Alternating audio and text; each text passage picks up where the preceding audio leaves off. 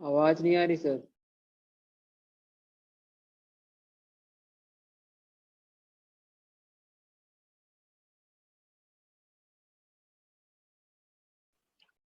Sir ने लगता है लगाया है नहीं। आवाज नहीं है यार सर।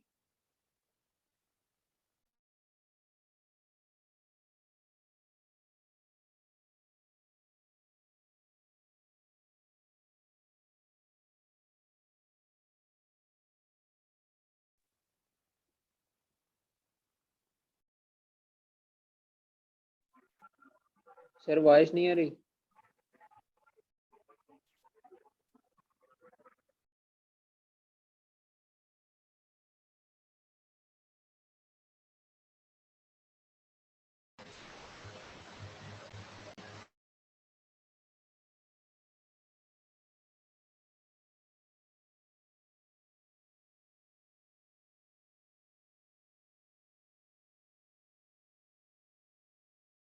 सर आवाज नहीं आ रही है। सुनेगा ही नहीं, उन्होंने नहीं लगा के बोल रखा रखा ना है, उनको एयरपोर्ट। बोला नहीं आ रही आवाज। आवाज नहीं आ रही सर।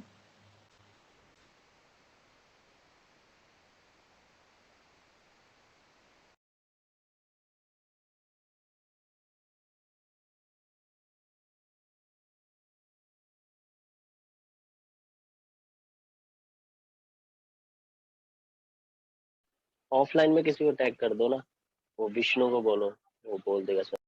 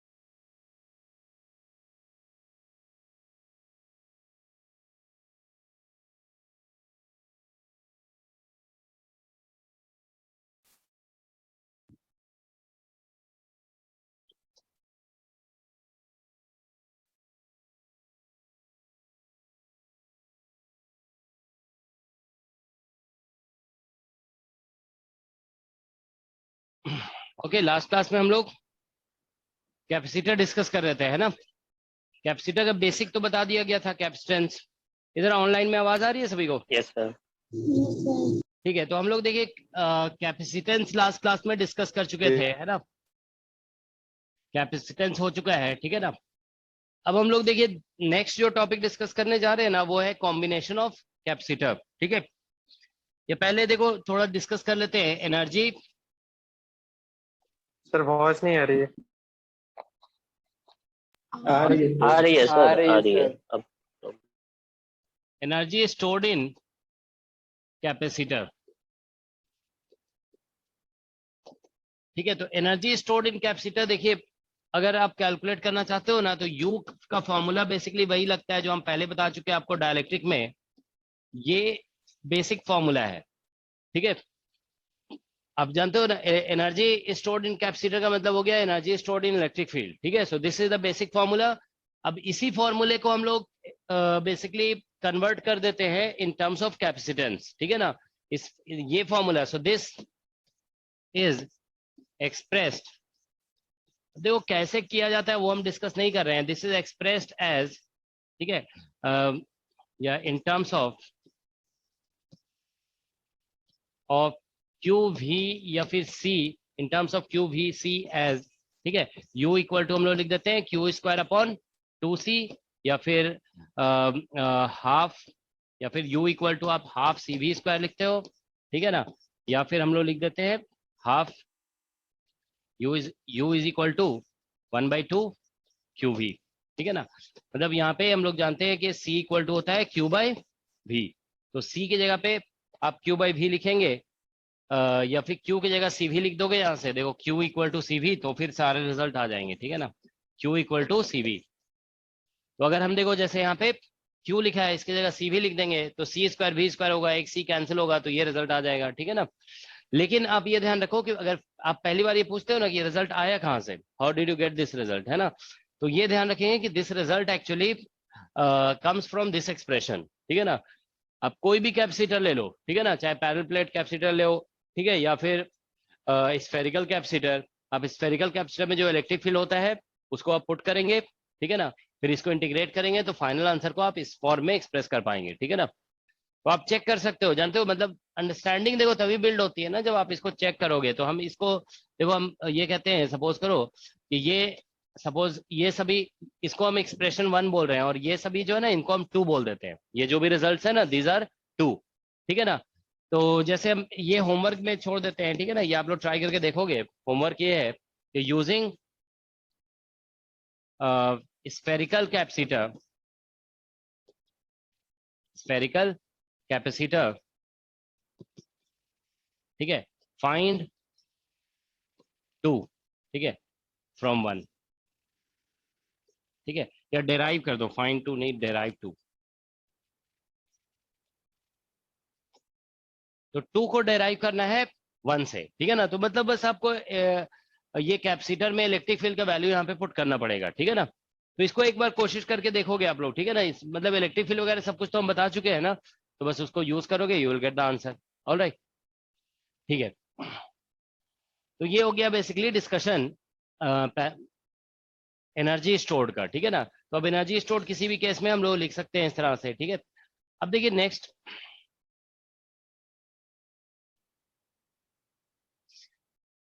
तो नेक्स्ट हम लोग देखो डिस्कस करने जा रहे हैं कि combination of capacitors, combination of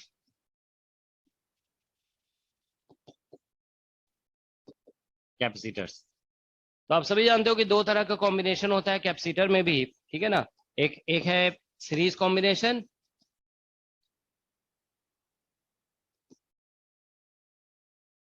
ठीक है। तो शॉर्ट में ये सभी डिस्कशन कर रहे हैं, ठीक है ना, ये बहुत डिटेल में डिस्कस करने की जरूरत नहीं है।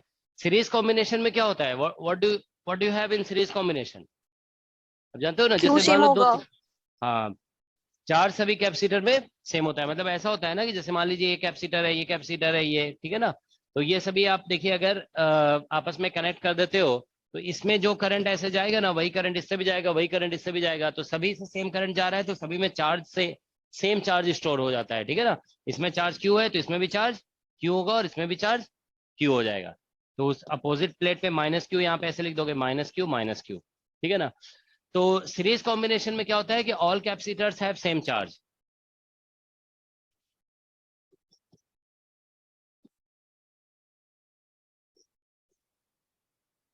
सेम चार्ज, सभी कैपेसिटर में सेम चार्ज होता है, ठीक है ना, because same current passes through all of them, ठीक है ना। अब हम इक्विवेलेंट कैपेसिटेंसेस का निकालना चाहते हैं। अब लोग जानते हो इक्विवेलेंट कैपेसिटेंस का मतलब क्या होता है, what is the meaning of equivalent capacitance. हाँ, मतलब एक सिंगल, इन तीनों की जगह पे एक सिंगल कैपेसिटर लगाएंगे तो वो इक्विवेलेंट क्यों कहलाएगा, why that will be called.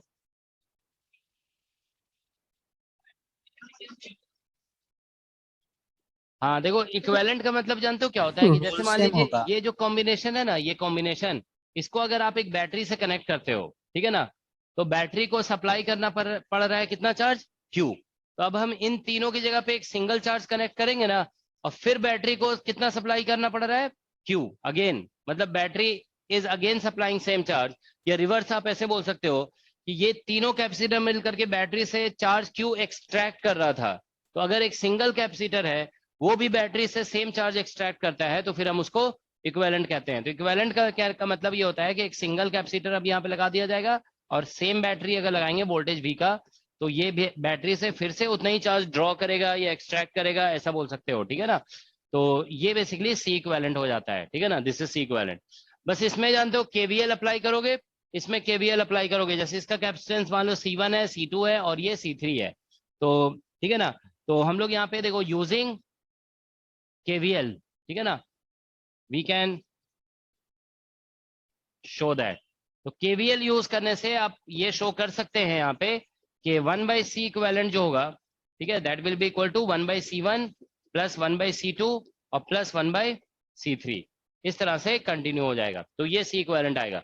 तो ये लेकिन देखो आपको पता होना चाहिए कि कैसे आता है, ठीक है ना। तो एक बार केवीएल यहाँ पे लगा के देखो, एक बार केवीएल यहाँ लगा के देखो, दोनों से बस आंसर आ जाएगा, ठीक है ना, you will get the answer. तो दोनों में केवीएल लगाना पड़ेगा, यहाँ पे भी और यहाँ पे भी, ओके, तो उससे फिर आंसर आ जाएगा, ठीक है ना। तो C equivalent equal to this much. अब जानते हो कभी कभी ऐसा होता है ना कि कुछ केसेस ऐसे बनते हैं जिसमें कैपेसिटेंस जो है ना बहुत सारे होते हैं, ठीक है ना। तो उसमें जानते हो मतलब और कंटिन्यूअसली होते हैं, मतलब आप काउंटिंग नहीं कर पाओगे कि मतलब ये फर्स्ट सेकंड थर्ड ऐसे काउंटिंग नहीं हो पाता है। तो उस केस में जानते हो हम लोग फिर ऐसे लिखते हैं 1/c equivalent is equal to integration summation. आप जानते हो ना कंटिन्यूअस केस में क्या होता है, इंटीग्रेशन हो जाता है, समेशन कन्वर्ट्स इनटू इंटीग्रेशन। मतलब जानते हो कभी कभी ऐसा होगा कि मान लो एक डायलेक्ट्रिक है जिसका डायलेक्ट्रिक कांस्टेंट जो है ना एक्स के साथ चेंज हो रहा है, ठीक है। तो उस केस में जानते हो क्या होगा कि आपको बहुत सारे एलिमेंट्री कैपेसिटर मानना पड़ेगा, ठीक है।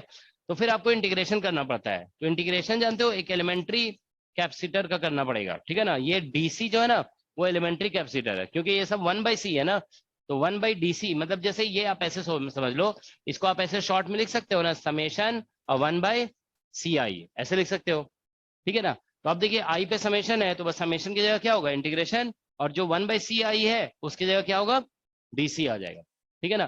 तो ये सी इक्विवेलेंट कभी कंटिन्यूअस केस में यूज हो सकता है, ठीक है ना। ओके, अब देखिए एक पैरेलल कॉम्बिनेशन एक होता है, पैरेलल कॉम्बिनेशन, ठीक है। तो पैरेलल कॉम्बिनेशन में हम लोग जानते हैं कि देखिए कैपेसिटर इस तरह से कुछ कनेक्टेड हो सकता है, ठीक है ना। जैसे मान लीजिए ये आपस में ऐसे कनेक्ट हो गया और ये ऐसे कनेक्ट हो गया, ठीक है, समथिंग लाइक दिस, ठीक है। और इसको हमने ऐसे बैटरी से कनेक्ट कर दिया मान लीजिए। तो अब बैटरी जैसे मान लो चार्ज क्यू सप्लाई कर रहा है, ठीक है ना। तो यहाँ पे क्या होगा कि इसमें चार्ज जाएगा Q1, इसमें जाएगा Q2 और इसमें Q3, ऐसा होगा। तो ये डिस्ट्रीब्यूट हो जाएगा, मतलब टोटल चार्ज Q है। तो इसका इक्विवेलेंट का मतलब ये होगा, इक्विवेलेंट मींस कि अब एक सिंगल इन सब की जगह पे एक सिंगल कैपेसिटर अगर इस बैटरी के अक्रॉस कनेक्ट करते हो ना, तो ये एक सिंगल कैपेसिटर, इसका इक्विवेलेंट कैपेसिटेंस C है, तो भी यहाँ पे वोल्टेज V है बैटरी का, ये वोल्टेज V है, तो ये भी कितना चार्ज एक्सट्रैक्ट करेगा बैटरी से Q। तो मतलब इक्विवेलेंट कैपेसिटर का जानते हो डेफिनेशन ये इस तरह से दिया जाता है कि इक्विवेलेंट कैपेसिटर वो कैपेसिटर है जो उतना ही चार्ज बैटरी से लेता है जितना कि सभी कैपेसिटर मिल करके ले रहे थे, है ना। ये तीनों मिल करके Q बैटरी से चार्ज ले रहे हैं, ये सिंगल भी अगर बैटरी से Q चार्ज ले रहा है तो it will be called equivalent capacitor, ठीक है ना। So that is equivalent capacitance, alright, ठीक है। तो अब देखिए इस केस में हम लोग फिर again using KVL Kirchhoff's voltage law use करके हम लोग ये शो कर सकते हैं कि C इक्विवेलेंट जो होगा that will be equal to C1 + C2 + C3 dot dot dot. इसको आप चाहते हो तो समेशन ऐसे करके CI लिख सकते हो, समेशन ऑन I, ओके। फिर से वही बात होगी, अगर कभी कंटिन्यूअस जैसा केस आ जाएगा, if you get something continuous kind of thing, ठीक है ना, तो फिर C इक्विवेलेंट को आपको कभी कभी ऐसे लिखना पड़ सकता है, इंटीग्रेशन DC, ठीक है। सो दैट इज दी, ठीक है ना। तो ये बेसिकली इक्विवेलेंट कैपेसिटेंस का फॉर्मूला हो गया, ठीक है ना। वो अपने आप वो ऊपर आ जाएगा, ठीक है ना। वो मतलब देखने में ऐसा लग रहा है ना तो 1/dc ऐसे लिख दिए, लेकिन वो करेक्ट आ जाता है। इंटीग्रेशन में ऐसा नहीं सोचोगे, मतलब इंटीग्रेशन वेरिएबल जैसे dx होता है तो dx नीचे आ जाएगा, ऐसा नहीं होगा, वो dx ऊपर ही आएगा, ठीक है ना। मैं समझ रहे हो, इंटीग्रेशन में तो dx ऐसा कभी नहीं होता है ना कि आप इंटीग्रेशन कर रहे हो 1/dx है तो वैसा नहीं आएगा, वो dx वगैरह जो भी आएगा ना इंटीग्रेशन वेरिएबल उसका डिफरेंशियल ऊपर ही आएगा इसमें, ठीक है ना, ऑलराइट। तो ये इक्विवेलेंट कैपेसिटेंस का कॉन्सेप्ट है, ठीक है ना। अब देखिए एक दो देखो एग्जांपल डिस्कस कर रहे हैं, ठीक है। देखिए एग्जाम में तो क्वेश्चन जो है ना इक्विवेलेंट कैपेसिटेंस का मतलब इन सभी लेवल में जो है ना, जैसे BSc MSc लेवल का जो एग्जाम होता है इसमें नहीं आता है, समझ गया ना। मतलब आया आज तक नहीं है, हमको लगता है किसी भी एग्जाम में नहीं आया है, जैसे चाहे जैम का एग्जाम हो या फिर क्या बोलते हैं नेट गेट जेस्ट TFR, किसी में भी इक्विवेलेंट कैपेसिटेंस का क्वेश्चन नहीं आया है। लेकिन जानते हो क्या है कि कुछ प्रॉब्लम्स ऐसे आते हैं ना जहां पे हमें इक्विवेलेंट कैपेसिटेंस का कॉन्सेप्ट लगाना पड़ता है, ठीक है ना। मतलब जैसे अभी नेट में जो क्वेश्चन आया था ना कि एक कैपेसिटर है, इसको वाटर में डाल दिया गया, तो वाटर में ऐसे बोला गया कि वाटर जो है ना ऐसे हो गया, वाटर है इतना, ऐसे करके ऐसे दिखाया गया कि वाटर का लेवल ऐसे राइज कर गया। तो देखो इसमें क्या होगा ये पैरेलल प्लेट कैपेसिटर, इसमें बोला नहीं गया आपको कि इक्विवेलेंट कैपेसिटेंस आपको निकालना है, लेकिन जानते हो क्या होगा कि हम लोग इसमें ये कहेंगे कि इतना पोर्शन में वाटर है और इतना पोर्शन में क्या है, एयर। तो हम इसको एक अलग कैपेसिटर मान लेते हैं, इसको कैपेसिटेंस C1 बोल देंगे और इसका कैपेसिटेंस C2। अब जानते हो इस प्रॉब्लम को सॉल्व करने के लिए आपको ये यूज करना पड़ेगा कि इस C1 और C2 का इक्विवेलेंट कितना होगा। समझ गए ना? तो डायरेक्ट क्वेश्चन नहीं है इक्विवेलेंट का, लेकिन इनडायरेक्टली आपको यूज करना पड़ता है। ठीक है ना? एक क्वेश्चन जानते हो IIT जैम में पूछा गया था, बड़ा कॉम्प्लिकेटेड क्वेश्चन था वो। ठीक है ना? जानते हो मतलब उतना टफ क्वेश्चन हमने आज तक किसी एग्जाम में देखा नहीं है। ठीक है? क्वेश्चन ऐसा था, देखो एक कैपेसिटर यहाँ पे, ठीक है ना, ये मतलब रियली टफ क्वेश्चन था। ठीक है? और एक कैपेसिटर ऐसे दिया हुआ था यहाँ पे, और इसमें एक कॉमन डायइलेक्ट्रिक था ऐसे करके। एक मिनट, मतलब ये मान लो ये ऐसा है, ठीक है ना, तो इसमें एक कॉमन डायइलेक्ट्रिक ऐसे लगा हुआ था, ये ऐसा, समझ गया ना? तो मतलब सर्किट जैसा है ये। अब इसमें कॉमन डायइलेक्ट्रिक है, तो इसमें बोला गया कि इस डायइलेक्ट्रिक को हम डिस्प्लेस करेंगे ना तो ये ऑसिलेट करेगा ऐसा। ठीक है ना? So what is the time period of oscillation, ये क्वेश्चन था। ठीक है ना? तो अब देखो जानते हो क्या है कि डायइलेक्ट्रिक कुछ पोर्शन में, इसमें कुछ पोर्शन में डायइलेक्ट्रिक है, कुछ पोर्शन में डायइलेक्ट्रिक नहीं है। तो फिर इसमें जिस पोर्शन में डायइलेक्ट्रिक होता है ना उसको एक अलग कैपेसिटर की तरह ट्रीट किया जाता है, और जिसमें नहीं है उसको अलग कैपेसिटर मानते हैं। ठीक है ना? फिर दोनों का इक्विवेलेंट निकालते हैं। समझ गया ना? तो मतलब डायरेक्टली क्वेश्चन नहीं आता है कि व्हाट इज इक्विवेलेंट कैपेसिटेंस, लेकिन ऐसे जितने भी प्रॉब्लम पूछे गए हैं, ठीक है ना, ये IIT जैम 2007 का क्वेश्चन है। ठीक है ना? ये मतलब रियली टफ क्वेश्चन है। ठीक है ना? तो ऐसे क्वेश्चंस को सॉल्व करने के लिए हमें इक्विवेलेंट कैपेसिटेंस यूज करना पड़ता है, इसीलिए बस हम इंट्रोडक्शन दे रहे हैं। ठीक है ना? ऐसे IIT जेईई वगैरह में जो क्वेश्चन आते हैं ना इक्विवेलेंट कैपेसिटेंस के, जैसे मान लो क्यूब है, अब उसमें लगा दिया बहुत सारे कैपेसिटर, उसका इक्विवेलेंट कैपेसिटेंस बोलते हैं। तो उस तरह के क्वेश्चन अभी तक आया नहीं है, लेकिन अगर बाई चांस आ गया तो फिर वो एक अलग बात होगी, है ना? ठीक है? तो हम लोग अभी डिस्कस नहीं कर रहे हैं, तो ऐसा करेंगे हम, देखो नेटवर्क थ्योरी का कुछ मतलब जैसे अमित सर क्लास लेंगे ना तो उसमें वो भी करते हैं डिस्कस ये सब। ठीक है ना? तो वो भी करा दे सकते हैं आप लोग को। तो वो नेटवर्क टाइप का जो क्वेश्चन होता है ना कि जिसमें बहुत सारे कैपेसिटर होते हैं और इक्विवेलेंट कैपेसिटेंस निकालिए, वो समझ लो नेटवर्क थ्योरी में आप लोग का करा दिया जाएगा। ठीक है ना? अभी जो हमारा यूज होता है ना बस उतना देखो डिस्कस कर रहे हैं। ठीक है? तो देखो एक दो एग्जाम्पल दे रहे हैं इसका। ठीक है? तो एक मिनट देखो, इसमें तो हम लोगों ने ये लिखा नहीं ना, पैरेलल कॉम्बिनेशन में ये आप लोग जानते हो ना क्या होता है? पैरेलल कॉम्बिनेशन में क्या होता है कि potential difference is same along across the capacitors। ये आप लिख लोगे यहाँ पे कि पैरेलल कॉम्बिनेशन में potential difference is same across the capacitors. ठीक है? तो कैपेसिटर्स के क्रॉस पोटेंशियल डिफरेंस इसमें सेम होगा। मतलब देखो यहाँ पे इस कैपेसिटर का पोटेंशियल डिफरेंस, इसका पोटेंशियल डिफरेंस, इसका पोटेंशियल डिफरेंस सभी का सेम होगा। ये जानते हो एक इंपॉर्टेंट कॉन्सेप्ट है, इसका यूज हम लोग करते हैं एक्चुअली प्रॉब्लम सॉल्विंग में, इसलिए थोड़ा मतलब कम से कम अंडरस्टैंडिंग इसका होना चाहिए। ठीक है? तो देखो एक छोटा सा एग्जांपल से स्टार्ट करते हैं। ठीक है?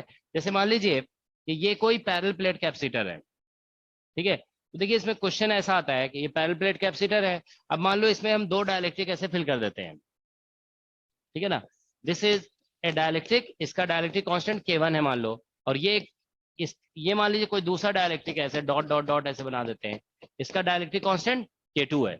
तो हम लोग जानते हो क्या, अब इसका बोला जाता है कि कैपेसिटेंस बताइए, इसमें गैप दिया हुआ होगा कि ये गैप D है और area of the plate is A। ठीक है ना? तो देखो हम लोग क्या करते हैं, इसको आंसर करने के लिए डायइलेक्ट्रिक अलग अलग जितने पोर्शन में होगा ना उसको अलग अलग कैपेसिटर की तरह ट्रीट करते हैं। ठीक है ना? तो इसको आप ऐसे कह दोगे, ठीक है ना, कि इस पोर्शन का कैपेसिटेंस C1 हो जाएगा और इस पोर्शन का कैपेसिटेंस C2। ठीक है ना? तो ऐसा होगा। अच्छा ये देखो, इस अपर पोर्शन को आप C2 बोल रहे हो और लोअर पोर्शन को C1, तो ये दोनों प्लेट्स, इन दोनों कैपेसिटर के प्लेट्स तो कॉमन है ना। देखिए इसका जो इसमें जो प्लेट यूज हो रहा है वही इसमें भी यूज हो रहा है, तो मतलब प्लेट कॉमन है ना, तो इसमें पोटेंशियल डिफरेंस भी कॉमन होगा। तो मतलब इसके क्रॉस पोटेंशियल डिफरेंस, इसके क्रॉस पोटेंशियल डिफरेंस सेम होगा। तो पोटेंशियल डिफरेंस सेम है तो आप बोलोगे ये दोनों कैसे कॉम्बिनेशन होंगे? Parallel combination.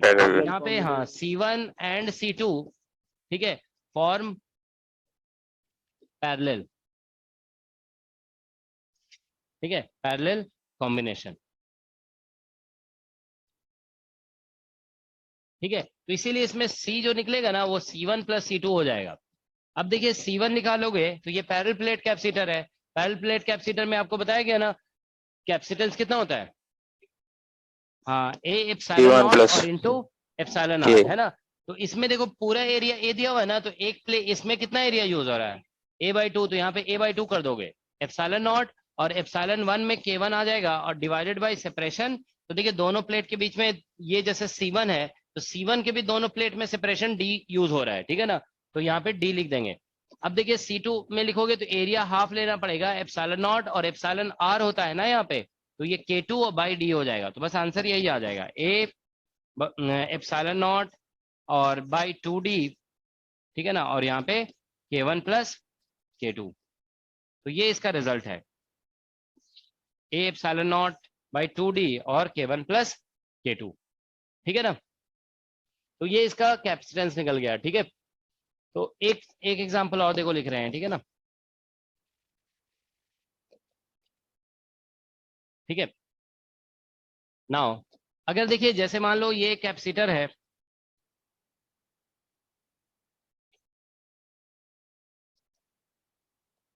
अब यहाँ पे हम लोग दो डायलेक्ट्रिक ऐसे फिल कर देते हैं, ये इस तरह से, ठीक है ना, टू डायलेक्ट्रिक्स। यहाँ पे ये देखिए दूसरा डायलेक्ट्रिक है,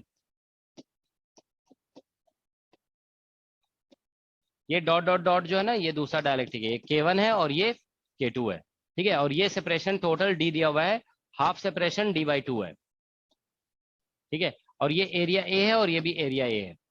तो ये इसमें हमें पूछा गया है कि कैपेसिटेंस कितना होगा, ठीक है ना, capacitance is what.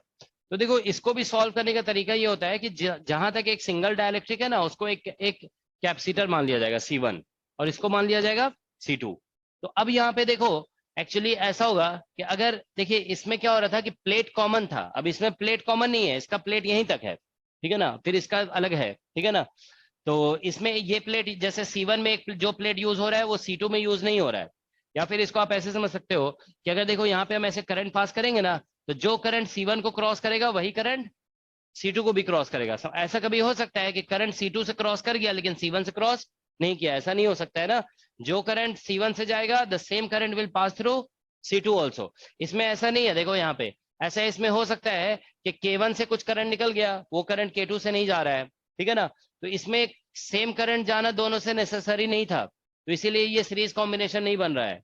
Series combination में सेम करंट जरूर जाता है, ठीक है ना। तो इसमें अलग अलग करंट जा सकता है इधर से ऐसे, ठीक है ना। इसमें लेकिन पॉसिबल ही नहीं है, इसमें सेम करंट जाएगा, सेम करंट जाएगा तो वो सीरीज कॉम्बिनेशन हो गया। ऑलराइट, तो अब आप इसमें सी इक्विवेलेंट निकालोगे ना, तो सी जो निकलेगा देखो ऐसे इसमें सी इक्विवेलेंट ऐसे निकालना पड़ेगा, 1/c equivalent equal to 1/c1 plus 1/c2। तो इसमें से सी इक्विवेलेंट निकालोगे ना एलसीएम लेकर, तो ये आ जाएगा C1 इंटू C2 और divided bye C1 plus C2। Is that all right, ये होगा। तो अब हम लोग C1 C2 का वैल्यू बस पुट करेंगे, तो C1 इक्वल टू निकालोगे ना, तो ये पैरेलल प्लेट कैपेसिटर जैसा है, तो इसमें लिखना पड़ेगा एरिया, देखिए पूरे प्लेट यूज हो रहे हैं इसमें, A एप्सिलॉन नॉट और इंटू K1, और बस यहाँ पे सेपरेशन देखिए इतना पोर्शन को आप C1 बोल रहे हो, तो मतलब यहाँ पे जो सेपरेशन यूज होगा ना वो d/2 यूज होगा। फिर उसी तरह से C2 लिखोगे, C2 तो इसमें A एप्सिलॉन नॉट और इंटू K2। आप लोग को ये कैपेसिटेंस याद है ना पैरेलल प्लेट कैपेसिटर का, A एप्सिलॉन नॉट और एप्सिलॉन r होता है, और यहाँ पे d/2 आ जाएगा, ठीक है ना। तो बस ये वैल्यूज यहाँ पे पुट कर दो तो आंसर आ जाएगा। तो C इक्विवेलेंट इक्वल टू कितना आ जा रहा है, 2 epsilon naught a by d into में k1 k2 divide by k1 plus k2 कितना 2A epsilon not upon d और इंटू कितना आ रहा है K1 K1 K2 K2 by K1 plus K2। upon k1 plus k2। ठीक है। तो ये तो जानते हो देखो ये क्वेश्चंस इसलिए कराए जा रहे हैं ना ताकि हम अदर क्वेश्चंस में इसको यूज कर सकें, ठीक है ना। तो चलिए ये दो क्वेश्चंस हो गए, अब देखो हम क्वेश्चन दूसरा देते हैं, ठीक है ना। तो अब इसका आप आंसर करेंगे, ठीक है ना। देखो क्वेश्चन, ठीक है, जैसे मान लीजिए हम लोग यहाँ पे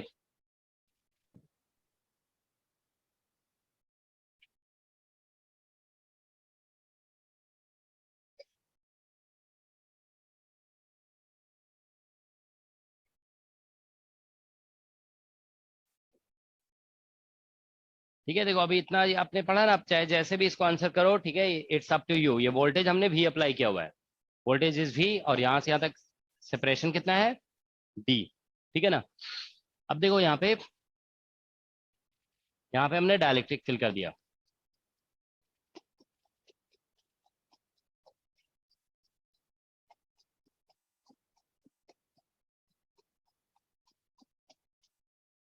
ठीक है, इस तरह से ये एक क्वेश्चन दिया जा रहा है, ठीक है ना। तो ये प्लेट एरिया मान लीजिए ए है, ठीक है ना, ये सेपरेशन यहाँ से यहाँ तक डी है, ये ठीक है, इसका डायरेक्ट्रिक कांस्टेंट मान लो K1 है और ये K2 है, ठीक है। Now question is what is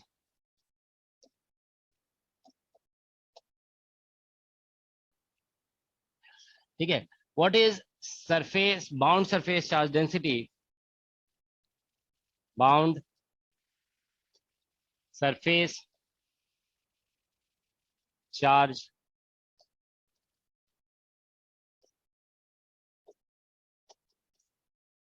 at the interface.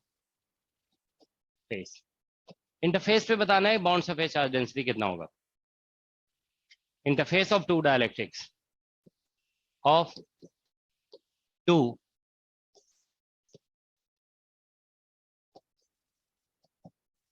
आप लोग को याद है कि ऐसा क्वेश्चन हम करा चुके हैं ना पहले क्लास में, जिसमें देखो ये बताया, मतलब वो बताया गया था कि जैम का भी क्वेश्चन था वो और नेट का भी था, दोनों में आंसर भी सेम आया था, ठीक है ना। तो ये क्वेश्चन जानते हो वही क्वेश्चन है, ठीक है ना, एग्जैक्टली सेम क्वेश्चन है। लेकिन अभी जानते हो हम, देखो एक बार जाकर, जैसे अभी हम इस क्वेश्चन को कराएंगे ना, तो एक बार आप लोग जो पहले कराया गया उसको भी देख लोगे, ठीक है ना, वो अलग मेथड से कराया गया था। अभी हम जब कैपेसिटेंस इंट्रोड्यूस कर दिए ना, तो अब हम अलग मेथड से इसको करा सकते हैं, ठीक है ना। तो यूजिंग कैपेसिटेंस देखो हम इसको सॉल्व करा देंगे। अदरवाइज आप पहले वाला मेथड अगर आप लोग को पता है तो उससे आप लोग इसका आंसर कर सकते हो, ठीक है ना। तो ये क्वेश्चन है, ठीक है, एक बार आप लोग बता सकते हो इसका आंसर क्या आएगा। Can anyone tell the answer?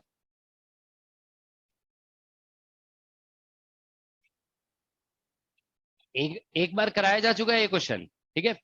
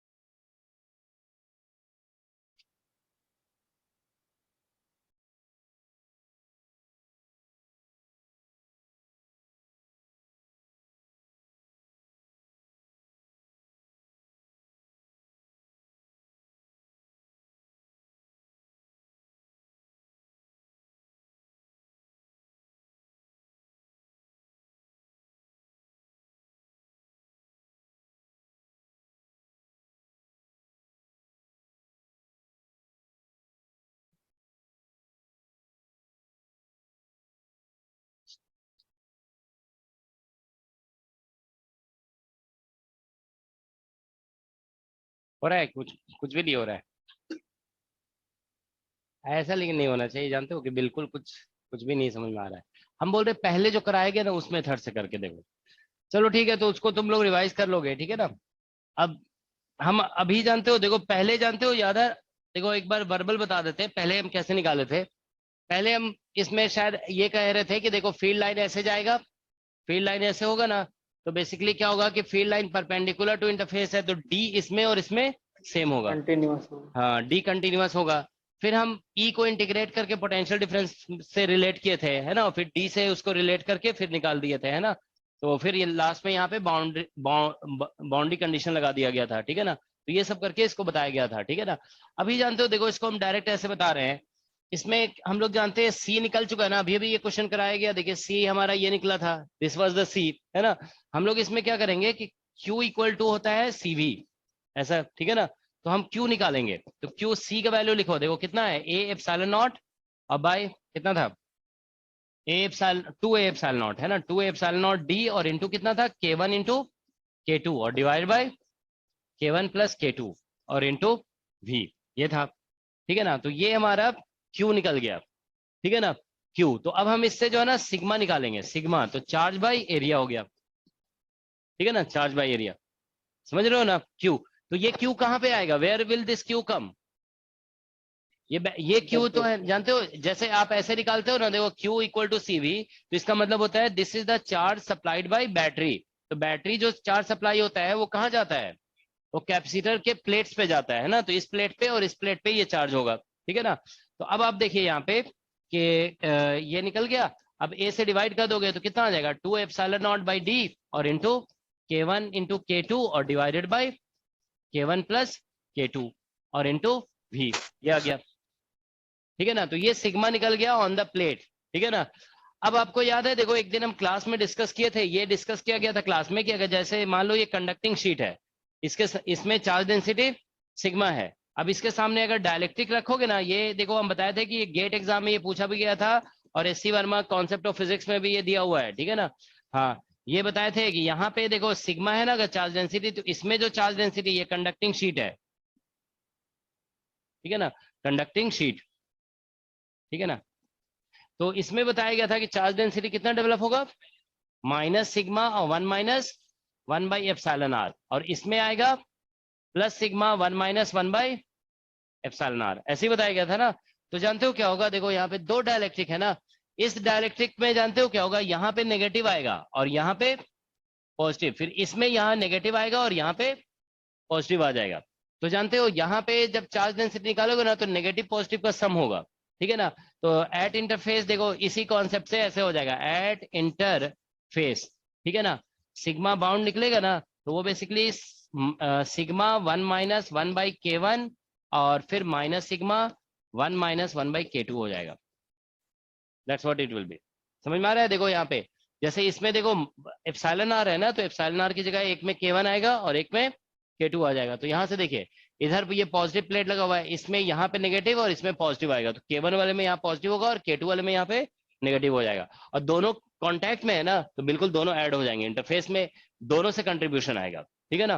तो बस यहाँ पे इसको ऐड कर दोगे, ठीक है। तो sigma B is equal to आ जाएगा, देखो यहाँ से सिग्मा कॉमन लोगे ना, 1 1 कैंसिल हो जाएगा, तो ये बन जाएगा सिग्मा और 1 बाई K2, ठीक है ना, माइनस 1 बाई K1, ठीक है। तो बस यहाँ से सिग्मा जो हमने निकाल रखा है ना उसको पुट कर देंगे, तो ये सिग्मा का वैल्यू पुट करोगे तो आंसर आ जाएगा, ठीक है ना। कितना आंसर आ रहा है देखो जरा,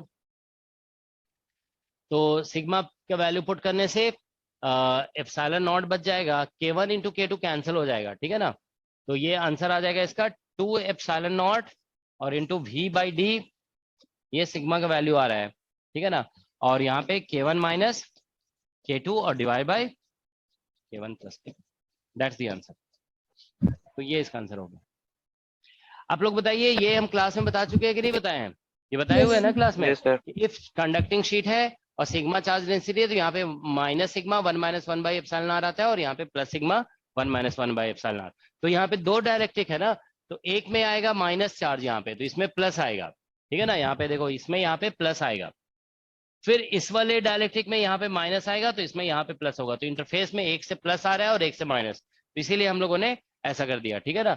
एक से देखो प्लस लिख दिया और एक से माइनस लिख दिया, ठीक है ना। Then we are getting the answer, alright, that's the answer, okay.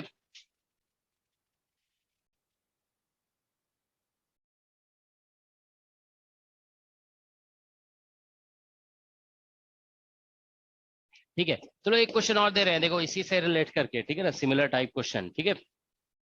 देखिए ऐसा है,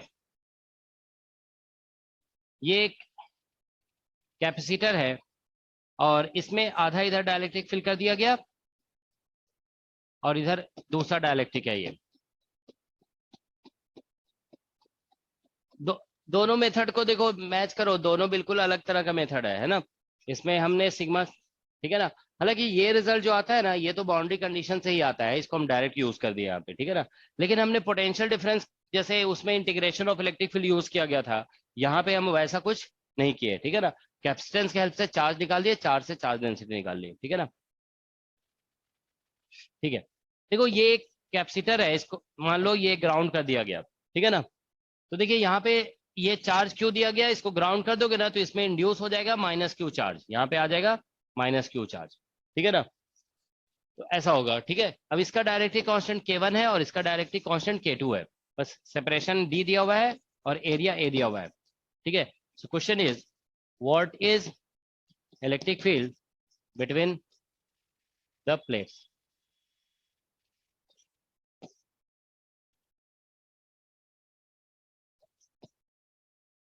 between the plates of capacitor electric field बताना है।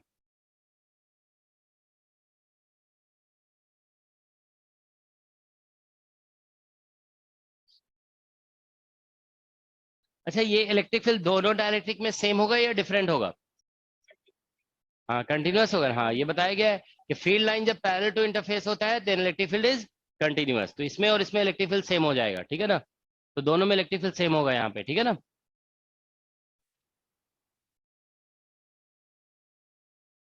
तो आप बताइए इसका आंसर क्या आएगा।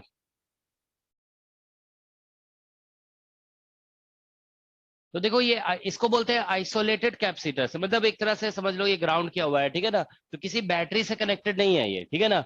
मतलब यहाँ पे पोटेंशियल डिफरेंस नहीं पता है हमें को कितना दिया गया है, ठीक है ना। इसमें चार्ज दिया हुआ है, potential difference is not given, ठीक है ना।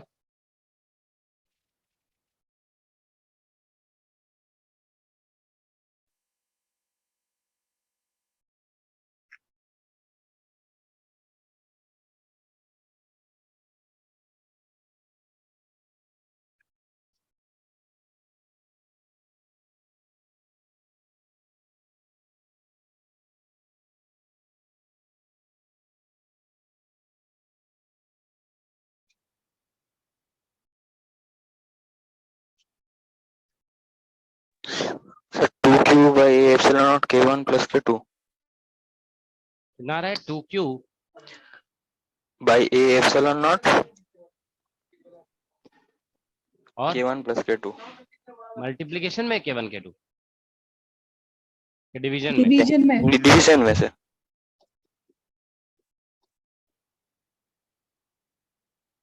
इतना आ रहा है, देखो जरा, सही आ रहा है। हाँ सर। अच्छा, ये सही लग रहा है, हमें भी आंसर सही लग रहा है ये।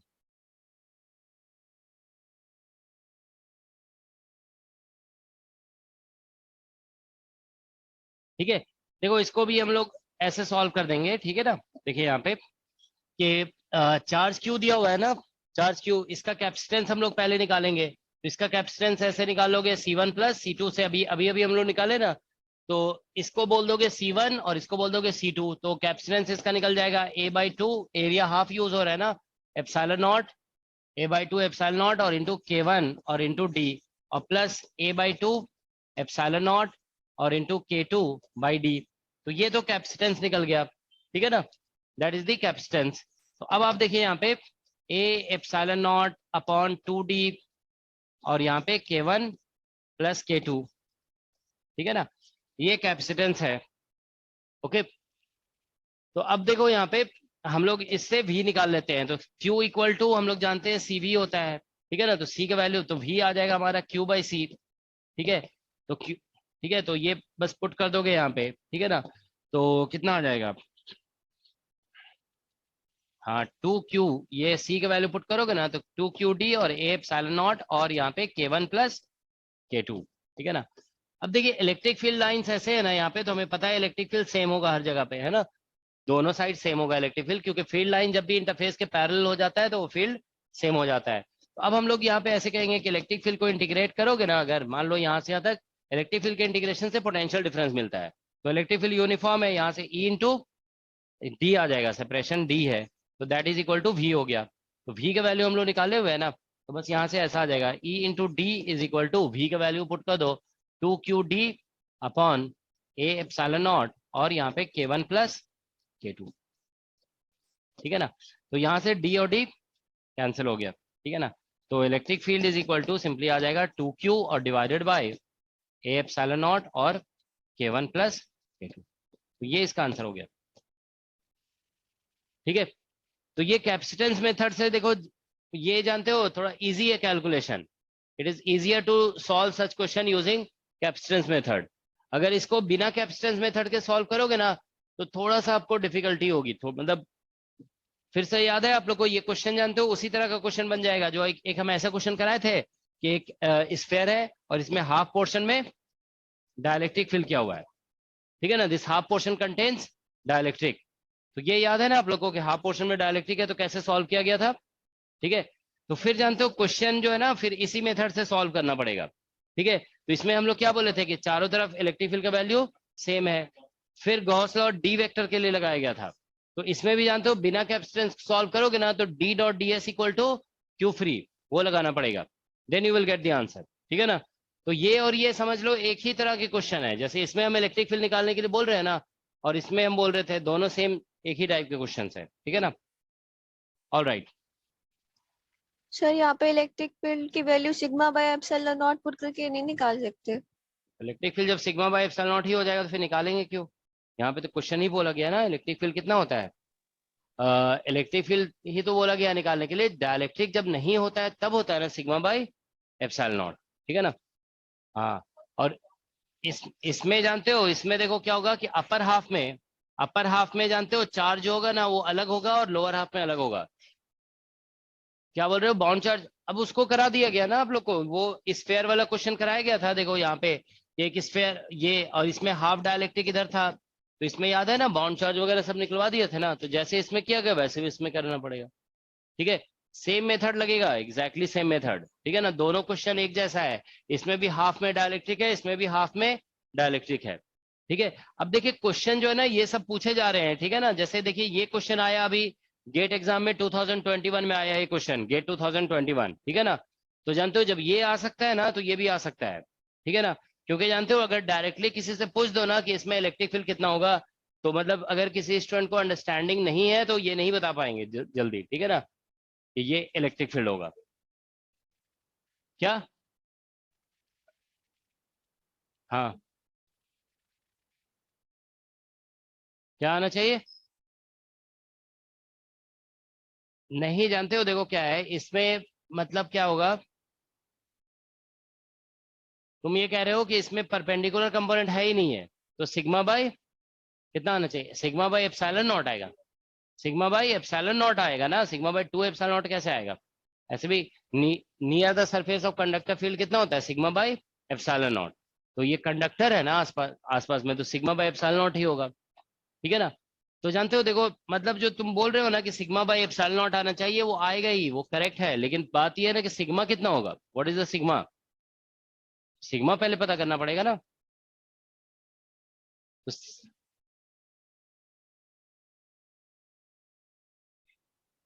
हाँ, तो यहाँ पे तो जीरो होना चाहिए, यहाँ पे जीरो हो गई, इस पे जीरो होगा। ठीक है ना, लेकिन इधर भी तो इंटरफेस है, उस पे नहीं होगा जीरो। इस इंटरफेस पे देखो फील्ड लाइन यहाँ पे पैरेलल है ना, तो हम लोग ऐसे जानते हैं ना कि देखो E1 परपेंडिकुलर माइनस क्या होता है E2 परपेंडिकुलर, ऐसे ऐसे लिखते हो sigma free plus sigma bound upon epsilon not, ऐसे लिखते हैं ना। तो यहाँ इंटरफेस में कोई सिग्मा फ्री नहीं है, तो सिग्मा फ्री जीरो पुट कर दोगे। अब इस इंटरफेस के परपेंडिकुलर कोई भी फील्ड नहीं है, तो यहाँ पे इसको भी जीरो पुट करोगे, इसको भी जीरो पुट करोगे, तो सिग्मा भी क्या होगा? जीरो हो जाएगा। तो सिग्मा बाउंड इस इंटरफेस पे जीरो है, लेकिन इंटरफेस यहाँ पे भी तो होगा, उस इंटरफेस पे सिग्मा भी जीरो नहीं होगा। तो जानते हो ये ध्यान रखेंगे कि सिग्मा बाउंड बस यही एक केस है जिसमें जीरो होता है, मतलब जब फील्ड लाइन जो है ना इंटरफेस के पैरेलल हो जाएंगे then only sigma bound is zero, otherwise sigma bound किसी अदर केस में जीरो नहीं होता है। बस एक ही केस है जब सिग्मा बाउंड जीरो होता है, अदरवाइज सभी में सिग्मा बाउंड होता ही है। ठीक है ना, ओके। अच्छा देखो एक क्वेश्चन और दे रहे हैं इसी से मतलब रिलेटेड। क्वेश्चन ये है कि जैसे मान लीजिए ये पैरेलल प्लेट कैपेसिटर है और हमने यहाँ पे डाइलेक्ट्रिक ऐसे फिल कर दिया इसे, ये डाइलेक्ट्रिक है, ये सेपरेशन D है, एरिया A है, डाइलेक्ट्रिक कांस्टेंट K1 है और डाइलेक्ट्रिक कांस्टेंट K2 है। अब यहाँ पे हमने एक बैटरी कनेक्ट कर दिया जिसका वोल्टेज V है। ठीक है, अब बताना है कि इलेक्ट्रिक फील्ड कितना होगा between the plates, E is equal to what?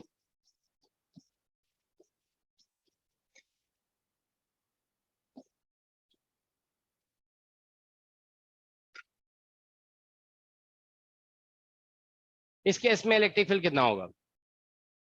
दोनों क्वेश्चन में डिफरेंस समझ रहे हो? दोनों में डिफरेंस ये है ना कि प्रीवियस क्वेश्चन में बैटरी कनेक्टेड नहीं था, चार्ज दिया हुआ था। अब इसमें चार्ज नहीं दिया हुआ है, क्या है? बैटरी कनेक्टेड है, बस ये डिफरेंस है।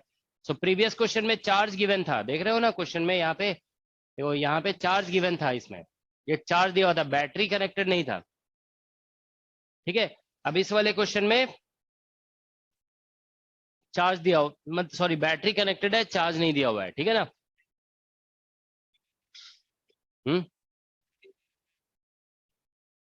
तो नहीं वही तो इसीलिए दिया है ना। V/D। ठीक है, इसका आंसर जो है ना, सही कह रहे हो तुम लोग, इसका आंसर जो आएगा ना, देखो इसमें जानते हो, देखो ये तो हमें पता है कि इलेक्ट्रिक फील्ड यहाँ पे और यहाँ पे इलेक्ट्रिक फील्ड सेम होगा, तो फिर जानते हो, देखो आप ऐसे कहोगे कि इलेक्ट्रिक फील्ड को इंटीग्रेट करेंगे अगर, तो ये वाला पोटेंशियल डिफरेंस आ जाना चाहिए, आ जाएगा ना। पोटेंशियल डिफरेंस आता है, पोटेंशियल डिफरेंस यहाँ पे भी दिया हुआ है, तो यहाँ से E इंटू डी आ जाएगा इज इक्वल टू V, यहाँ से E जो है ना डायरेक्टली V/D हो जाएगा। तो बस इसका आंसर यही है, ठीक है ना। इसमें कोई K1 K2 वगैरह कुछ भी यूज करने की जरूरत नहीं है। बस आप ये ध्यान रखोगे, अगर आप यहाँ पे बैटरी कनेक्ट कर रखे हो ना, ठीक है, और ये डायलेक्ट्रिक इस तरह से है, तो यहाँ पे इलेक्ट्रिक फील्ड जब दोनों में सेम हो रहा है ना, तो उसका वैल्यू सिंपली V/D हो जाएगा, ठीक है ना। मतलब voltage across the capacitor divide by distance, ठीक है ना। ठीक है, तो दैट्स द आंसर। ओके, तो इस केस में ऐसा हो रहा है, देखो प्रीवियस में ऐसे इस एक जो फर्स्ट क्वेश्चन दिए थे ना, उसमें नहीं होगा। ये जो क्वेश्चन अभी देखो स्टार्टिंग में दिया गया था, ये कहाँ था, ये वाले क्वेश्चन, इसमें ऐसा नहीं होगा क्योंकि इसमें तो फील्ड अलग अलग होगा ना दोनों जगह, ये परपेंडिकुलर तो डी कंटिन्यूअस होगा, इसमें ई कंटिन्यूअस नहीं है, तो इसमें अलग अलग होंगे दोनों जगह फील्ड, ठीक है ना। इसमें डी वेक्टर पूछा जा सकता है कि what is the D vector here, ठीक है। ठीक है, तो ये कैपेसिटर से रिलेटेड कुछ बेसिक डिस्कशन हो गया, ठीक है ना। अब हम लोग देखो नेक्स्ट, हम लोग नेक्स्ट टॉपिक जो है ना वो है बेसिकली फोर्स ऑन कैपेसिटर, ठीक है। Force on capacitor placed between plates of, अच्छा force on dielectric, sorry capacitor लिख दिया हमने, डायलेक्ट्रिक,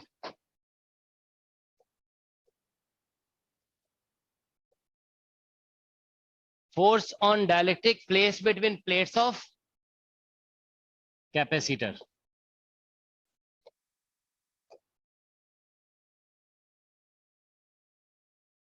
ठीक है। तो अब हम लोग यहाँ पे फोर्स कैलकुलेट कर रहे हैं। देखिए क्वेश्चन ये ऐसा है,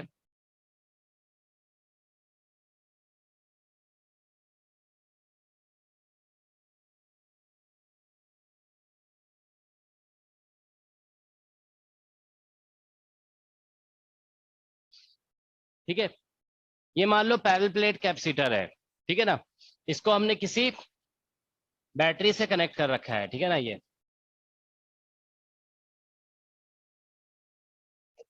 ये इस तरह केस है, ठीक है। और हमने यहाँ पे कोई डायलेक्ट्रिक ऐसे रख दिया, सपोज करो ये डायलेक्ट्रिक है,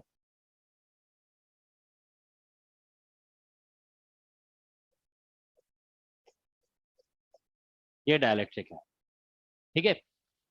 तो देखो एक बार जानते हो, ये क्वेश्चन बहुत सारे एग्जाम में, IIT JEE, GATE exam, NET exam, JAM exam, सब में पूछा गया है, ठीक है। ये क्वेश्चन SC वर्मा में, इसके जानते हो 2-3 वर्जन दिए हुए हैं, देखोगे SC वर्मा कैपेसिटर चैप्टर में सॉल्व प्रॉब्लम भी है और अनसॉल्व भी है, ठीक है ना। दोनों तरह के क्वेश्चन इसमें इससे दिए हुए हैं, ठीक है। तो एक बार जानते हो नेट एग्जाम में क्वेश्चन ये पूछा गया कि अगर ये डायलेक्ट्रिक को हम मान लो होल्ड किए हुए हैं, अब इसको छोड़ देते हैं तो क्या होगा, ठीक है। तो ऑप्शन ऐसे दिया हुआ था कि जहां है वहीं रह जाएगा, ठीक है ना। एक ऑप्शन था कि बाहर चला जाएगा, एक ऑप्शन था कि अंदर आकर के रुक जाएगा, और एक लास्ट ऑप्शन था कि इट विल स्टार्ट ऑसिलेटिंग, ये ऑसिलेट करने लगेगा। तो ये आप लोग को पता है ना, इसमें आंसर आता है कि अगर जैसे डायरेक्ट्रिक को ऐसे रख के छोड़ दोगे ना, तो इट स्टार्ट्स ऑसिलेटिंग, ये ऑसिलेट करता है, ठीक है ना। अच्छा ये ऑसिलेट, हाँ ये ऑसिलेट करता है, लेकिन जानते हो ये ऑसिलेशन SHM नहीं होता है, इट इज नॉट SHM, ये ध्यान रखोगे, ठीक है। तो कभी एग्जाम में अब देखो आगे ऐसा भी आ सकता है, it oscillates with its motion is SHM, ये ऑसिलेटरी है मगर SHM नहीं है, तो ये ध्यान रखोगे ये SHM नहीं होता है।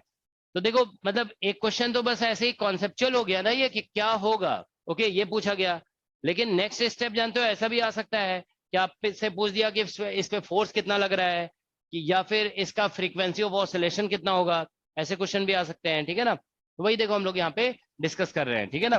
तो हम लोग पहले देखो ये अभी इस फिगर में हम ये समझा रहे हैं आपको कि फोर्स क्यों लगता है इसके ऊपर, वाई फोर्स एक्ट्स, ठीक है ना। कोई बता सकते हो इसमें फोर्स क्यों लगता है? इसमें जानते हो फोर्स लगता है बिकॉज ऑफ दी, मतलब ऑब्वियसली बाउंड चार्ज तो यहाँ पे डेवलप होगा, उसी की वजह से लगेगा, लेकिन जानते हो इसको बोलते हैं force acts because of the fringing of electric field. Fringing of electric field at the end. Fringing का मतलब होता है कि एंड पे जो इलेक्ट्रिक फील्ड लाइंस होते हैं ना वो बिल्कुल स्ट्रेट नहीं होते हैं, इस वजह से फोर्स लगता है। देखो इसमें ऐसा होता है सिचुएशन कि जैसे मान लीजिए ये पॉजिटिव टर्मिनल है ना, तो ये पॉजिटिव प्लेट है और ये कैसा प्लेट है, नेगेटिव। तो इसमें देखिए यहाँ पे चार्ज जो है ना वो पॉजिटिव है, ऐसे इस कैपेसिटर में यहाँ पे पॉजिटिव चार्ज है, ये पॉजिटिव चार्ज है। अब यहाँ पे ये देखिए नेगेटिव चार्ज है, दिस इज नेगेटिव चार्ज। तो जानते हो क्या होगा, कैपेसिटी, ये डायलेक्ट्रिक है, दिस डायलेक्ट्रिक है सम डायलेक्ट्रिक कांस्टेंट, मान लो एप्सिलॉन आर, ठीक है। तो इसमें कुछ चार्जेस यहाँ पे इंड्यूस हो जाते हैं। देखिए जैसे यहाँ पे चार्जेस ऐसे इंड्यूस होंगे, यहाँ पे आ जाएगा नेगेटिव चार्ज ऐसे, ठीक है, और यहाँ पे आएगा पॉजिटिव चार्ज, ठीक है ना। इसमें ऐसा होता है ना, देखो नेगेटिव पॉजिटिव के सामने नेगेटिव चार्ज आता है और नेगेटिव के सामने पॉजिटिव आ जाता है, ठीक है। तो ऐसा होगा। अब देखिए फील्ड लाइंस आप बनाओगे ना, तो फील्ड लाइंस ऐसा बनता है, देखिए यहाँ पे फील्ड लाइंस अगर हम लोग बनाते हैं तो देखो कैपेसिटर का फील्ड लाइन हम देखो ब्लू कलर से ऐसे बना के दिखा रहे हैं, ये फील्ड लाइंस है ऐसा। तो लगभग यहाँ पे तो देखो ऐसे स्ट्रेट फील्ड लाइंस है ऐसे, ठीक है ना।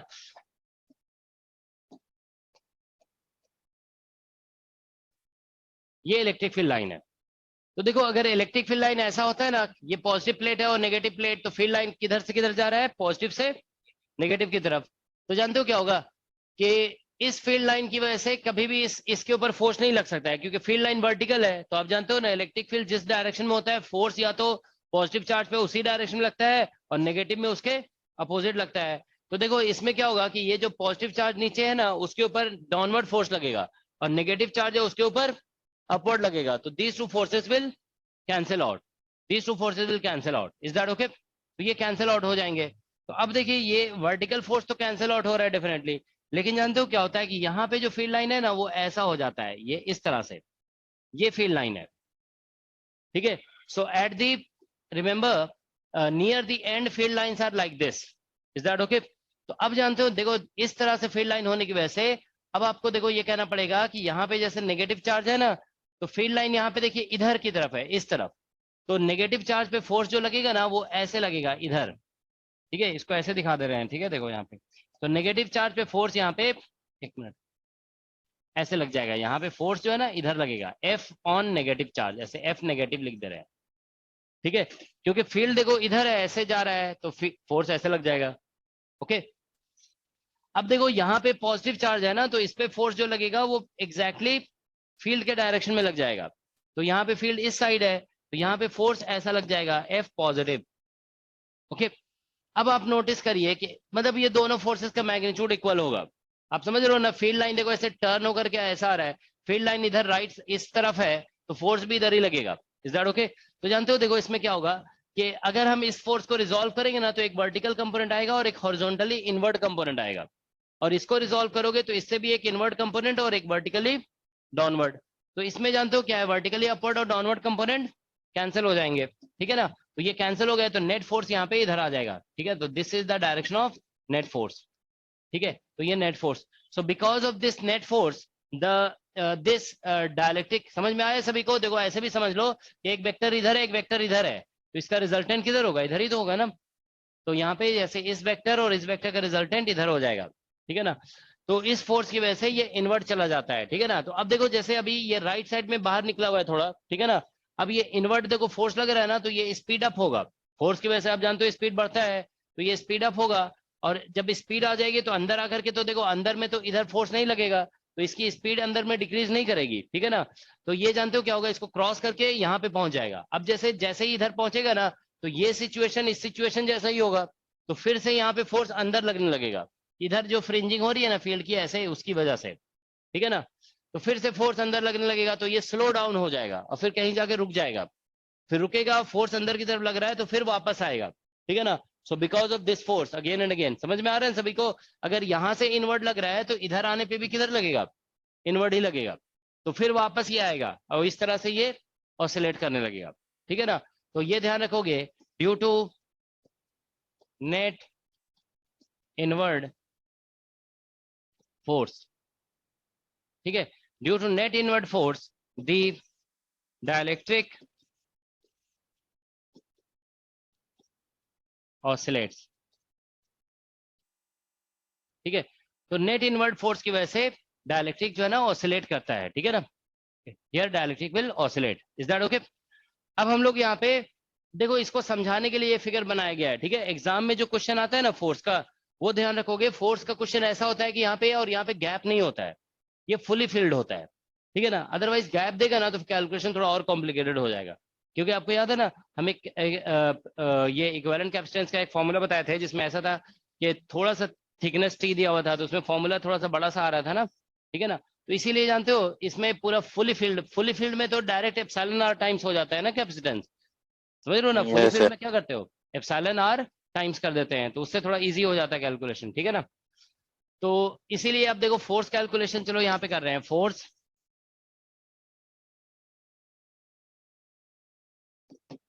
कैलकुलेशन, ठीक है। तो फोर्स कैलकुलेशन के लिए जानते हो मतलब फिगर देखो थोड़ा ऐसे बनाया जाएगा,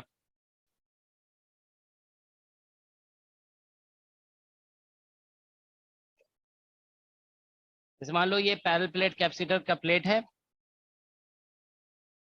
ये भी प्लेट है,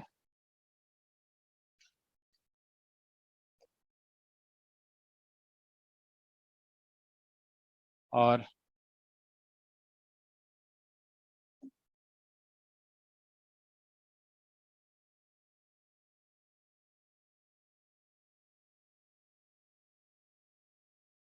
समझ गए, इस तरह से देखो दिखा दिया गया है, ठीक है ना।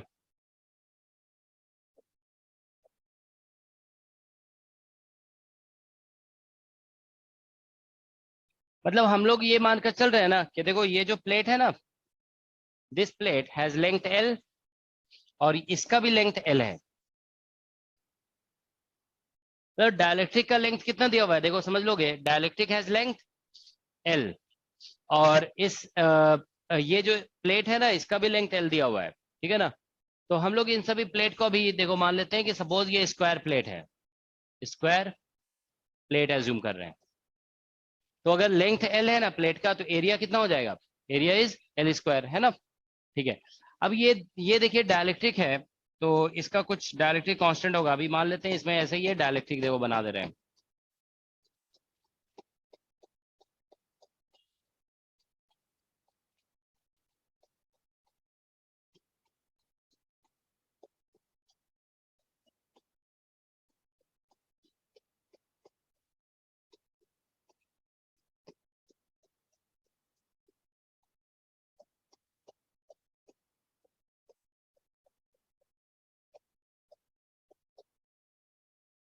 ठीक है। तो ये डायलेक्ट्रिक कांस्टेंट है, ठीक है। तो अब हम लोग यहाँ पे देखिए इस ये जो लेंथ है ना इसको मान लो कि एक्स बाहर निकल गया है, समझ गया। देखो ये जब फुली इनसाइड होगा ना तो ये डायरेक्ट्रिक को कंप्लीटली फिल कर रहा होगा। अब हम मान लेते हैं कि इसको एक्स हमने बाहर डिस्प्लेस कर दिया है, ठीक है ना, और यहाँ पे एक सपोज करो हम ऐसे दिखा दे रहे हैं कि यहाँ से इधर से बैटरी कनेक्टेड है, ठीक है ना, ये पॉजिटिव टर्मिनल और इधर से ये, तो there is a battery connected which has voltage V, ऐसा सिचुएशन है, ठीक है ना। ऑलराइट, तो जानते हो देखो इसमें बैटरी जो भी चार्ज सप्लाई करेगा ना वो इस कंडक्टर पे स्टोर होगा, कंडक्टर पे स्टोर होगा ना, तो हम इस कंडक्टर तक वाले पोर्शन का कैपेसिटेंस निकालेंगे, समझ गए ना, इसको हम लोग कंसीडर नहीं करते हैं, ठीक है ना। तो आप यहाँ पे देखिए क्या करोगे कि यहाँ तक ये जो पोर्शन है ना यहाँ तक इसको आप C1 बोल दो और ये पोर्शन को C2, यहाँ तक को C1 बोल रहे हैं, ठीक है ना, ये ध्यान रखोगे, और यहाँ तक ये जो है ना यहाँ से C2 हो जाएगा, ये पोर्शन C2 हो गया, ठीक है ना। तो आपको यहाँ पे पहले सबसे पहले C इक्विवेलेंट बताना होगा, ठीक है। देखो सभी लोग निकाल कर C इक्विवेलेंट कितना आ रहा है, यहाँ से यहाँ तक का, समझ गया ना, यहाँ से यहाँ तक का C इक्विवेलेंट सिर्फ निकालना है, ठीक है ना। तो you have to calculate C equivalent only up to this, okay, क्योंकि charge supplied by the battery is stored on the plates, हाँ। डायलेक्ट्रिक कांस्टेंट कुछ K मान लो, ठीक है ना, डायलेक्ट्रिक कांस्टेंट इज K, इसका डायलेक्ट्रिक कांस्टेंट K मान लेते हैं, ठीक है ना। ये सेपरेशन D ले लेते हैं, ठीक है ना, दिस सेपरेशन इज D। तो आप लोगों को इसका इक्विवेलेंट कैपेसिटेंस पहले बताना है, ठीक है ना, देन डायलेक्ट्रिक कांस्टेंट है ये, K is dielectric constant, epsilon R जो है ना वो K हम लिख रहे हैं, देखो जरा एक बार इक्विवेलेंट कैपेसिटेंस कितना आ रहा है इसका।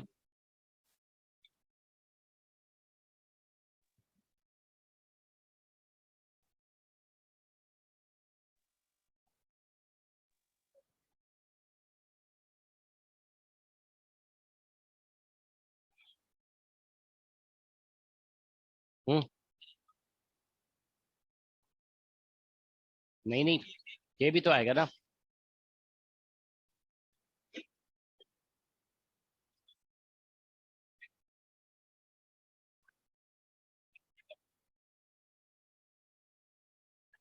देखो इसमें सी जो है ना बेसिकली ऐसा हो जाएगा ना, ये दोनों कैसे कॉम्बिनेशन बनेंगे। देखो यहाँ इस पोर्शन का Parallel प्लेट और इस पोर्शन का Parallel. प्लेट सेम है ना। Parallel. प्लेट सेम, हाँ ठीक है, पैरेलल कॉम्बिनेशन, प्लेट सेम तो पोटेंशियल डिफरेंस कॉमन हो जाएगा, पैरेलल कॉम्बिनेशन होगा। तो देखो इसका जब निकालोगे ना, जैसे चलो C1, तो इसमें जानते हो क्या होगा। हाँ तो इसमें एरिया जो लिखते हो ना, देखो अभी चलो ऐसे लिख देते हैं, A1 लिख देते हैं इसको, एप्सिलॉन नॉट और इंटू के और डिवाइड बाय सेपरेशन डी, ऐसे लिख देते हैं। फिर इसमें लिखोगे ऐसे A2, ठीक है ना, एप्सिलॉन नॉट, और इसमें के तो नहीं होगा ना, यहाँ वैक्यूम है, तो यहाँ पे इंटू 1 हो जाएगा एप्सिलॉन आर की जगह पे, अपॉन सेपरेशन डी। तो देखिए इसमें एरिया जब लिखोगे ना, तो देखो ये एक स्क्वायर प्लेट था, ये स्क्वायर प्लेट था, लेकिन अब इतना पोर्शन भी तो स्क्वायर नहीं होगा ना, ये पोर्शन क्या होगा, रेक्टेंगल होगा। क्योंकि अगर देखो एक स्क्वायर है, उसका एक छोटा सा पोर्शन आप कंसीडर करते हो, तो ये पोर्शन क्या हो जाएगा, रेक्टेंगल हो जाएगा। तो देखिए ये प्लेट स्क्वायर है, उसमें देखिए आप ये लेंथ एल दिया हुआ है, ये इधर एक्स हो गया, ये टोटल लेंथ एल है, तो यहाँ से यहाँ तक का लेंथ कितना हो गया, एल माइनस एक्स हो जाएगा ये, और ये लेंथ हो जाएगा यहाँ से यहाँ तक एक्स, ठीक है ना। क्योंकि हम मान के चल रहे कि डायलेक्ट्रिक इसको फुली फिल करता है, तो अगर डायलेक्ट्रिक बाहर एक्स निकल गया ना, तो यहाँ पे एक्स वैकेंट हो जाएगा, ये एक्स वैकेंट हो गया तो बच गया इधर एल माइनस एक्स, ठीक है ना। तो देखिए आप ऐसे सोचिए कि अगर ये जैसे एक्स हो गया और ये हो गया एल माइनस एक्स, लेकिन इधर तो लेंथ एल होगा ना स्क्वायर का ऐसा। तो देखिए इस पोर्शन का एरिया निकालोगे ना, तो ये दिस मल्टीप्लाइड बाय दिस, और इसका निकालेंगे तो दिस, तो यहाँ पे हाँ, तो इसीलिए इसमें इस पोर्शन का एरिया निकालेंगे ना, तो L into L minus x होगा, ठीक है ना, ऐसे समझोगे, ठीक है ना, ध्यान रखोगे, ये स्क्वायर प्लेट है, पूरा स्क्वायर था, ठीक है ना। अब उसका कुछ पोर्शन डायलेक्ट्रिक आ गया, कुछ पोर्शन जो है वैक्यूम है, ठीक है ना। और एप्सिलॉन नॉट और इंटू के बाई डी होगा, और प्लस यहाँ पे हाँ, अब ये वैक्यूम वाले पोर्शन का एरिया है, तो इसमें देखिए ये एक्स है, और फिर दूसरा पोर्शन का लेंथ इधर से एल होगा, ये लेंथ एल है, तो यहाँ से एक्स इंटू एल होगा एरिया, और एप्सिलॉन नॉट बाई डी। ये क्लियर है सभी को, एरिया कैसे लिखा गया, ठीक है। तो दैट्स द कैपेसिटेंस, तो ये कैपेसिटेंस निकल गया। अब हम लोग यहाँ से C इक्वल टू, तो यहाँ से क्या आएगा, इसमें कुछ कॉमन, चलो ऐसे ही रहने देते हैं, ठीक है ना, लीव इट लाइक दिस, ठीक है ना, कुछ कॉमन ले सकते हो अगर चाहते हो तो, ठीक है। तो अब जानते हो, देखो इसमें फोर्स निकालने के लिए क्या करते हैं, इसका एनर्जी लिख देते हैं, तो हम लोग एनर्जी ऐसे 1/2 CV स्क्वायर लिख देंगे, हाफ CV स्क्वायर, ठीक है ना। तो हाफ CV स्क्वायर लिखा जाएगा, ठीक है ना। C इसमें पूरे सिस्टम का कैपेसिटेंस हो जाएगा, और V देखिए वोल्टेज हमने अप्लाई कर रखा है, ठीक है ना, V, तो वो वोल्टेज हो गया। तो यहाँ से हाफ, और C की जगह ये सारा टर्म पुट होगा यहाँ पे, L into L minus x और इंटू एप्सिलॉन नॉट और इंटू के, और divide by D plus x into L epsilon not by D, ठीक है, और इंटू V स्क्वायर। तो that is the internal energy, okay. अब आप लोग ये तो सॉरी इसका पोटेंशियल एनर्जी कह सकते हो। अच्छा ये तो आप सभी जानते हो कि पोटेंशियल एनर्जी को डिफरेंशिएट करने से फोर्स मिलता है, तो इसमें जानते हो थोड़ा सा डिफरेंस है, ठीक है ना। इसमें जैसे हम लोग ऐसे लिखते हैं ना, फोर्स इज इक्वल टू यहाँ पे du बाई डी एक्स। आप जानते हो ना कि फोर्स इक्वल टू क्या होता है एक्चुअल में, minus du by D x होता है, ठीक है ना। तो लेकिन जानते हो इस केस में फोर्स जो निकलता है ना, वो plus du by D x से निकलता है, ठीक है ना, मतलब फोर्स का फॉर्मूला ही यही बनता है। इसमें देखो हम बता दे रहे हैं इसका रीजन क्या है। इसमें जानते हो क्या होता है कि जैसे ये डेरिवेशन फिर से करना पड़ता है। आप देखो ग्रिफिथ की बुक में जो है ना डेरिवेशन दिया हुआ है फोर्स के फॉर्मूले का, मतलब फोर्स के फॉर्मूले का नहीं, ये फोर्स और पोटेंशियल एनर्जी के रिलेशन का डेरिवेशन, ये देखोगे ग्रिफिथ में दिया हुआ है। हम आपको सिर्फ लॉजिक बता देते हैं क्या है लॉजिक। देखिए इसमें जानते हो मतलब दो तरह का वर्क हो रहा है, ठीक है ना। एक जैसे मान लीजिए कोई पर्सन इसको डिस्प्लेस कर रहा है, तो that external agent is doing work, okay. और एक वर्क जो है ना, ये बैटरी कनेक्टेड है, ये भी एक एक्सटर्नल एजेंट की तरह वर्क कर रहा है। तो यहाँ पे दो एक्सटर्नल एजेंट है, ठीक है। So both are doing the work, okay. तो दोनों का वर्क कंसीडर करके जब डेरिवेशन किया जाता है ना, तो इसमें थोड़ा सा माइनस का चेंज आ जाता है, ठीक है ना। तो आप लोग इसको एक बार चेक कर लोगे ग्रिफिथ की बुक में, ठीक है। इसमें नो नेगेटिव साइन, और नेगेटिव साइन इसमें इसलिए नहीं है because two external agents are doing work here, ठीक है। Battery is also external agent and capacitor, sorry, जो भी पर्सन इसको डिस्प्लेस कर रहा है ना वो भी एक्सटर्नल एजेंट है, ठीक है ना। तो यहाँ से फोर्स इज इक्वल टू जो आएगा ना, आप देखो हम इसको डिफरेंशिएट कर देंगे यू से, सॉरी एक्स से, तो देखो यहाँ पे एक्स का टर्म नहीं है तो ये 0 हो जाएगा, ठीक है ना। यहाँ पे एक्स है और इसमें एक्स है, तो कितना आ जा रहा है आंसर, आप देखिए इसका आंसर आ जाएगा 1/2, और इधर से एप्सिलॉन नॉट और बाई डी ये सब तो कॉमन आ जाएगा, ठीक है ना, और एक एल भी कॉमन आ जाएगा, वी स्क्वायर भी कॉमन आ जाएगा। तो इससे आ जाएगा देखिए आप लोग का माइनस के और प्लस इससे आ जाएगा 1, ठीक है ना। तो यहाँ से फोर्स निकालोगे ना, देखो फोर्स इज इक्वल टू, ठीक है, तो -1/2, ठीक है ना, और ये, ठीक है, एप्सिलॉन नॉट एल और, ठीक है ना, बाई डी और into V square, and here you get k-1। तो ये बेसिकली k जनरली जानते हो ग्रेटर देन 1 होता है, k is generally greater than 1, ठीक है ना। तो इसीलिए यहाँ पे फोर्स का ये फॉर्मूला होगा, that is the formula of force, ठीक है। तो यहाँ से हम माइनस साइन कॉमन ले लिया ना, तो अब ये पूरा का पूरा टर्म पॉजिटिव है तो फोर्स नेगेटिव आ रहा है। अब देखो फोर्स नेगेटिव आने का मतलब क्या हो रहा है, यहाँ पे हम डिस्प्लेसमेंट देखिए इसको आउटवर्ड दिए थे, we had given outward displacement, तो हम लोग हमेशा ये कहते हैं ना कि जो डिस्प्लेसमेंट का डायरेक्शन होता है that is called positive direction. तो ये हमारे लिए पॉजिटिव डायरेक्शन है, और फोर्स नेगेटिव आ रहा है ना, इसका मतलब फोर्स इनवर्ड लगेगा, ठीक है ना। तो ये बेसिकली फोर्स का फॉर्मूला है, ठीक है ना। तो अब कैसे निकाला गया फोर्स वो आप ध्यान रखोगे, ठीक है ना। अब देखो एक बात बता दे रहे हैं कि कभी कभी जानते हो कुछ क्वेश्चन ऐसे होते हैं ना कि जहां पे डायलेक्ट्रिक जो है ना बेसिकली ट्रांसलेट ना करके रोटेट कर रहा होता है, ठीक है ना। अब देखो हम बता रहे हैं कि एक क्वेश्चन दिया हुआ है इसमें, क्या बोलते हैं, इरोडोव की बुक में, उसमें ऐसे दिया हुआ है कि एक प्लेट ऊपर है और एक प्लेट नीचे है, ठीक है ना, ऐसे, और उसके बीच में डायलेक्ट्रिक रख दिया गया। अब बोला गया, अभी हमने क्या किया कि अभी हम ये कह रहे थे कि डायलेक्ट्रिक को बाहर डिस्प्लेस करके छोड़ा गया है, तो डायलेक्ट्रिक को बाहर डिस्प्लेस करके छोड़ोगे तो उसमें क्या होगा, डायलेक्ट्रिक अंदर आएगा, ठीक है ना। उसमें बोला गया डायलेक्ट्रिक को रोटेट करके छोड़ दिया जाता है, तो फिर वो रोटेट करके अंदर आएगा। तो देखो रोटेशन वाले केस में क्या होता है, टॉर्क लगता है, आप जानते हो ना। तो उसमें आप देखोगे ये इरोडोव की बुक में क्वेश्चन दिया हुआ है कि पैरेलल प्लेट कैपेसिटर में जो प्लेट है ना वो सेमी सर्कल के शेप में है। अभी हम लोग प्लेट कैसा लिए थे, स्क्वायर शेप में। अब उसमें देखोगे ऐसा दिया हुआ है कि अब इसके अंदर बीच में डायलेक्ट्रिक पूरा फिल्ड था, अब हम डायलेक्ट्रिक को ऐसे रोटेट करके बाहर कर दिए, तो ये डायलेक्ट्रिक का फिगर बन गया, ये डायलेक्ट्रिक हो गया।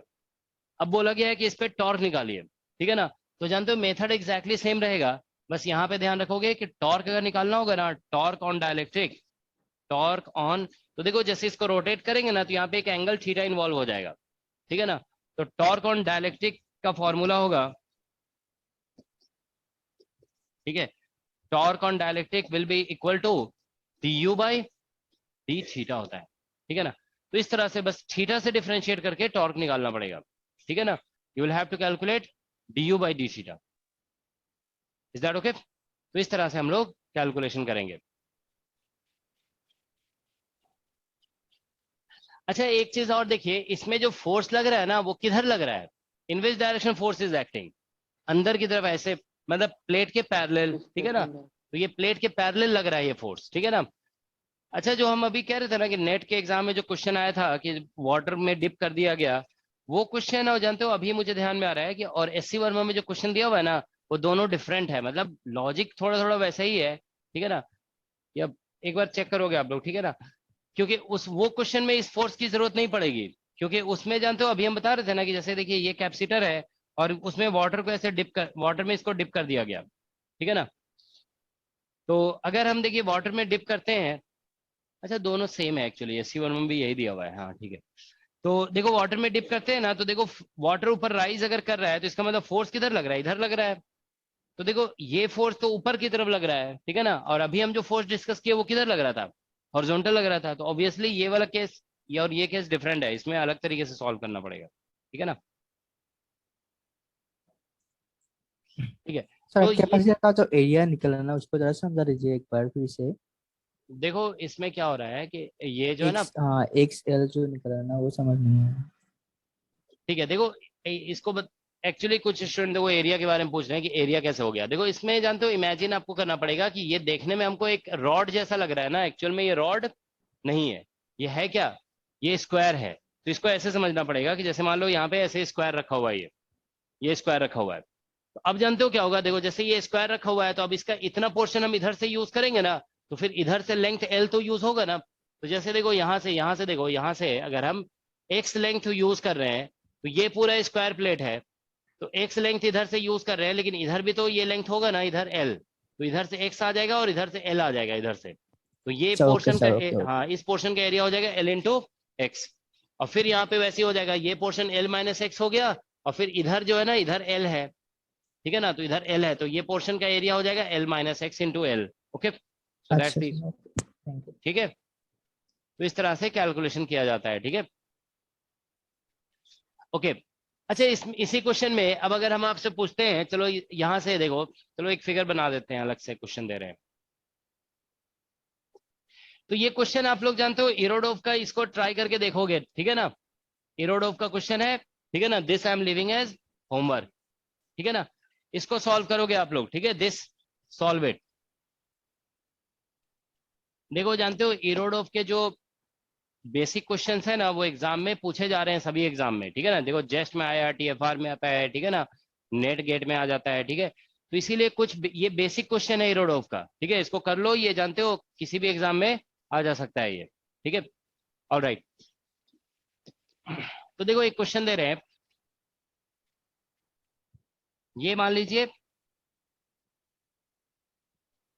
एक कैपेसिटर है, ठीक है, क्या, हाँ उसमें भी वैसे ही क्वेश्चन है कि दोनों कनेक्टेड है, वो नहीं भी दिया हुआ है, हाँ डायग्राम बना हुआ है, नहीं वो डायग्राम मतलब थोड़ा सा अपर व्यू है, पूरा डायग्राम इसमें बनाना थोड़ा मुश्किल है, समझ रहे हो ना। जैसे मान लीजिए दो डिस्क ऐसे है, देखो ये दो ऑब्जेक्ट हैं, इसको ऐसे देखोगे तो क्या होगा, एक ही दिखेगा ना। तो ऐसे करके ऊपर से दिया हुआ है तो एक डिस्क दिख रहा है आपको, ठीक है ना। अब उसके बाद इसको ऐसे डिस्प्लेस करके ऐसे दिखाया हुआ है कि थोड़ा पोर्शन बाहर निकल गया, ठीक है ना, इस तरह से डायग्राम बना हुआ है, ठीक है। चलो ये क्वेश्चन दे रहे हैं, ठीक है, देखो यहाँ पे ये जैसे मान लीजिए कि एक कैपेसिटर का प्लेट है, ठीक है ना, इसका लेंथ फिर से वही कह रहे हैं कि लेंथ एल है, इसका भी लेंथ एल है, ये स्क्वायर प्लेट्स अज्यूम कर रहे हैं, ठीक है ना, दीज आर स्क्वायर प्लेट्स, ठीक है। अब हम लोग यहाँ पे एक डायलेक्ट्रिक जैसे इसके अंदर फिल किया हुआ है, ये डायलेक्ट्रिक है, इसका डायलेक्ट्रिक कांस्टेंट के है, ठीक है, ये सेपरेशन यहाँ पे डी दिया हुआ है, ठीक है। और यहाँ पे इस तरह से ये कनेक्टेड है, मतलब सब कुछ वैसा ही है जो पहले हम लोग डिस्कस कर रहे हैं, ठीक है ना। So now question is, if dielectric is displaced, ठीक है, if dielectric is displaced by A distance s, obviously s जो है ना लेंथ से कम होगा, मतलब पूरा का पूरा डायरेक्टली बाहर नहीं चला जा रहा है, ठीक है ना। So by distance s and released, then find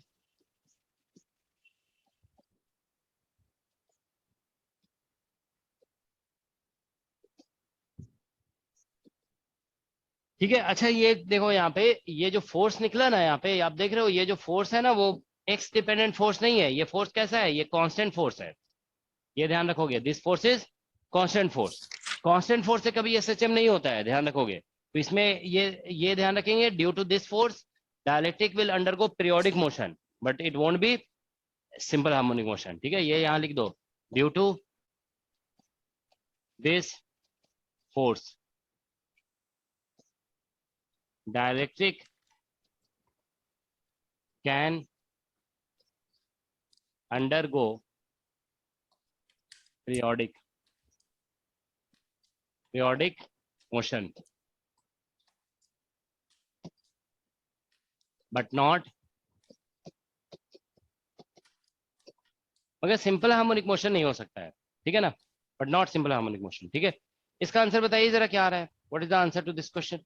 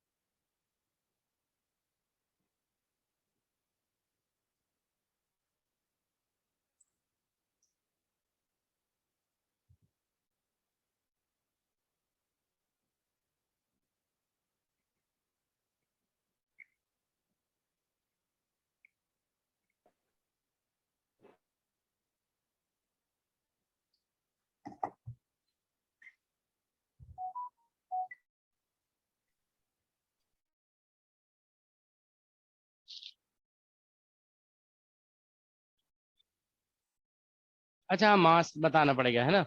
हाँ, इसका मास मान लो, ठीक है ना। ये जो डायलेक्ट्रिक है ना, इसका मास मान लेते हैं m है। m इज इक्वल टू है मास ऑफ,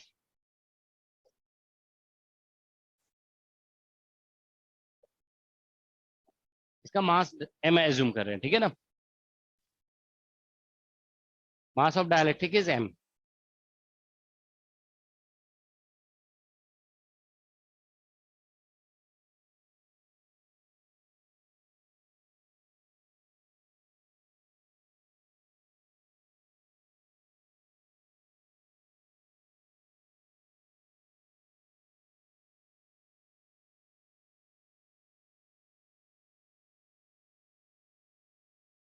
इसमें फोर्स अभी जो निकाल लिए ना, देखो फोर्स उसी को यूज करना है, this force you have to use, okay. इस फोर्स को यूज करके आंसर करेंगे हम लोग, ठीक है ना।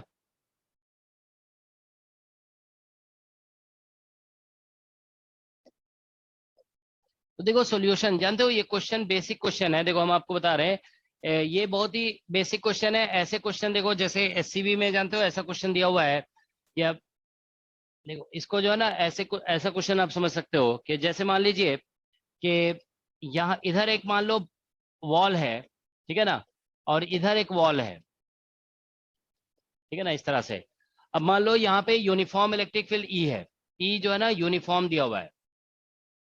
अब हम कहते हैं कि सपोज करो हमने एक चार्ज पार्टिकल क्यू यहाँ पे रख के छोड़ दिया, ठीक है। तो क्या होगा, देखो ये जो चार्ज पार्टिकल है इसके ऊपर फोर्स कितना लगेगा, क्यू ई, और वो एक कांस्टेंट फोर्स होगा। तो इस कांस्टेंट फोर्स की वजह से ये आगे बढ़ेगा, जाकर के इस वॉल को हिट करेगा।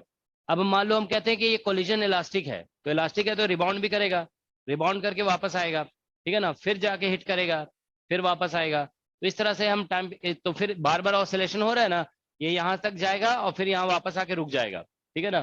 तो बार बार ये डायनामिक्स हो रहा है। तो इसमें अगर हमें टाइम पीरियड ऑफ ऑसिलेशन निकालना है, ठीक है ना, तो देखो यूनिफॉर्म फील्ड का क्वेश्चन है ना, हम पहले भी बता चुके हैं आप लोग को, यूनिफॉर्म फील्ड में जब भी मतलब देखो फोर्स यूनिफॉर्म है ना, तो एक्सेलेरेशन यूनिफॉर्म होगा, और एक्सेलेरेशन यूनिफॉर्म है तो S equal to UT plus half AT square लगा सकते हो, तो उससे बेसिकली कैलकुलेशन हो जाएगा, ठीक है ना। तो जब भी यूनिफॉर्म फील्ड का क्वेश्चन होता है ना, तो S equal to UT plus half AT square से हम लोग कैलकुलेशन कर लेते हैं, ठीक है ना। तो इसमें ऐसे लिख दोगे, देखो इसमें S equal to UT plus half AT square, ठीक है ना। तो हम लोग यहाँ पे डिस्टेंस एस, चलो एस ही बोला गया है, इनिशियल स्पीड कितना है 0, और प्लस हाफ एक्सेलेरेशन की जगह फोर्स बाय मास लिख दोगे, ठीक है ना, फोर्स बाय मास और into T square. Is it okay. तो हम लोग टी निकाल लेंगे, टी इज इक्वल टू हो जाएगा 2m इंटू एस और divided by F under root, ये टी निकल गया। लेकिन देखो अभी जो है ना, ये टी बस हमने कितने डिस्टेंस के लिए निकाला है, एस डिस्टेंस। तो जानते हो इसमें होता क्या है, देखो जैसे ये डायलेक्ट्रिक है पूरा कैपेसिटर के अंदर था, हमने इसको एस बाहर किया, तो पहले क्या होगा, वो एस अंदर आएगा, और फिर जानते हो जब अंदर आएगा ना तो स्पीड अप हो जाएगा, तो फिर एस बाहर भी चला जाएगा, ठीक है ना। तो अभी देखो यहां से स्टार्ट हुआ, अभी इधर चला गया, ठीक है ना। तो अभी क्या हुआ, हाफ ऑसिलेशन, फिर वापस अपने पोजीशन पे आएगा, फिर एस अंदर आएगा, फिर एस बाहर जाएगा, ठीक है ना। तो 4 बार होगा, ठीक है ना, ये प्रोसेस। तो मतलब इसमें टाइम पीरियड निकालोगे ना, टाइम पीरियड ऑफ ऑसिलेशन, तो देखो अभी एस डिस्टेंस का जो टाइम निकाला ना, इसको 4 से मल्टीप्लाई करना पड़ेगा, ठीक है ना। तो इसमें टाइम इज इक्वल टू जो निकलेगा ना, टाइम पीरियड इसको लिख दे रहे हैं, ठीक है ना, टाइम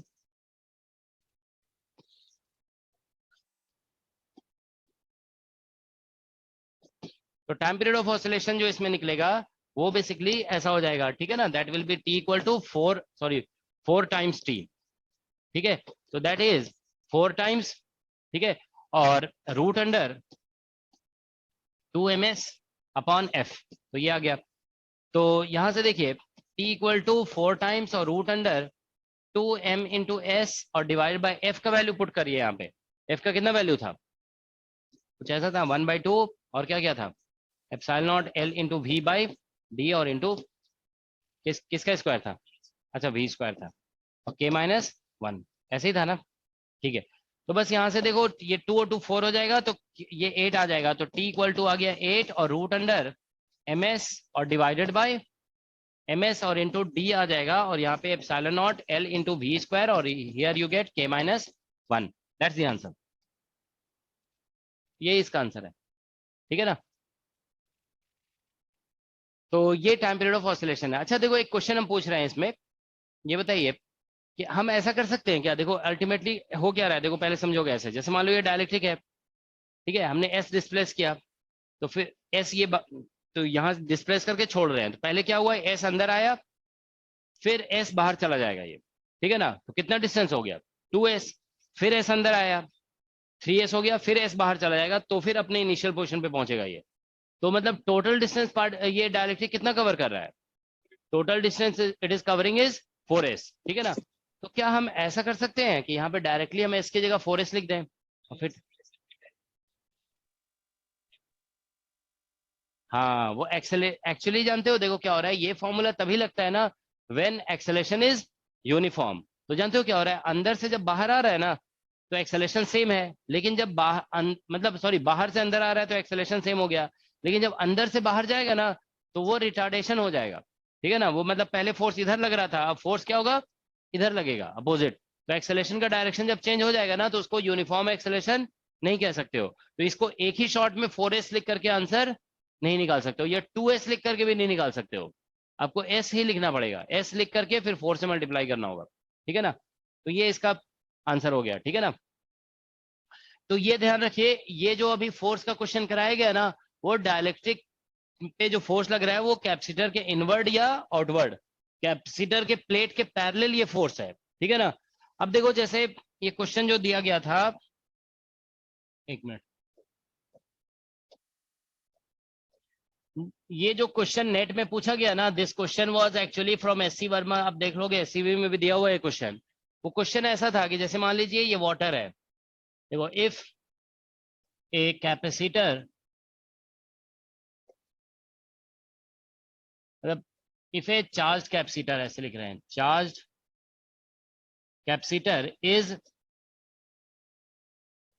डिप्ड इनटू वाटर, अगर किसी चार्ज कैपेसिटर को आप वाटर में डिप कर देते हैं, देन बाय व्हाट हाइट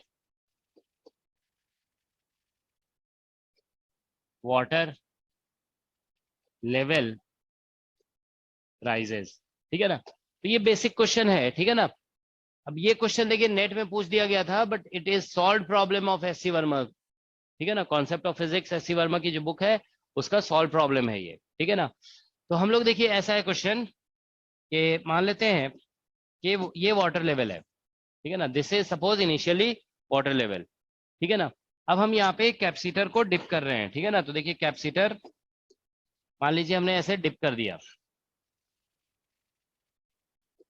एक मिनट,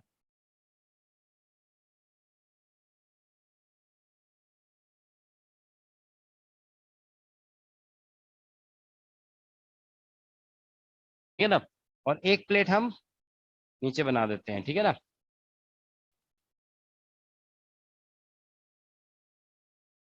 ऐसे बना दिया, चलो ठीक है ना। तो देखिए वाटर लेवल ऐसा था पहले, तो अब जानते हो क्या होगा कि जैसे मान लो इसमें दिया हुआ है प्लस क्यू चार्ज और इसमें दिया हुआ है माइनस क्यू चार्ज, ठीक है ना, इसमें माइनस क्यू चार्ज है, ठीक है। तो मतलब यहाँ पे ऐसे देखो पॉजिटिव चार्ज है और यहाँ पे ऐसे नेगेटिव चार्ज है, ठीक है ना। तो अब जानते हो क्या होगा कि बिकॉज ऑफ दी मतलब ऑब्वियसली वाटर एक डायलेक्ट्रिक है, इसका डायलेक्ट्रिक कांस्टेंट हम मान रहे हैं, it's dielectric constant is epsilon R, ये जैसे वाटर है ना इसका डायलेक्ट्रिक कांस्टेंट एप्सिलॉन आर मान लो, ठीक है ना। तो ऊपर में वैक्यूम है, ठीक है ना। तो जानते हो क्या होगा कि ये थोड़ा राइज कर जाएगा ऐसे, ठीक है ना, क्योंकि देखिए होगा क्या कि ये पॉजिटिव चार्ज मतलब इलेक्ट्रिक फील्ड इस डायरेक्शन में है ना, in this direction downward direction में इलेक्ट्रिक फील्ड है, तो यहाँ पे नेगेटिव चार्ज डेवलप हो जाएगा, तो नेगेटिव चार्ज को ये पॉजिटिव चार्ज अपनी तरफ अट्रैक्ट करेगा, तो इसीलिए फोर्स जो है ना ऊपर की तरफ लगेगा, ठीक है ना, फोर्स ऊपर की तरफ, तो ये वाटर लेवल राइज कर जाएगा। तो वही बताना है कि कितना राइज करेगा। तो इसमें देखिए हम लोग ऐसे मान लेते हैं कि वाटर जो है ना इस तरह से राइज कर रहा है यहाँ पे, एक मिनट, तो वाटर है ना इस तरह से राइज किया यहाँ पे ऐसे करके, ये एक मिनट, मतलब पहले ऐसे था अब ये ऐसे हो गया, ठीक है ना। तो इस तरह से वाटर राइज कर गया, तो ये जो इफेक्ट है ना देखो इधर और इधर, वो हम लोग नेग्लेक्ट करेंगे, ठीक है ना। तो यहाँ पे देखो ये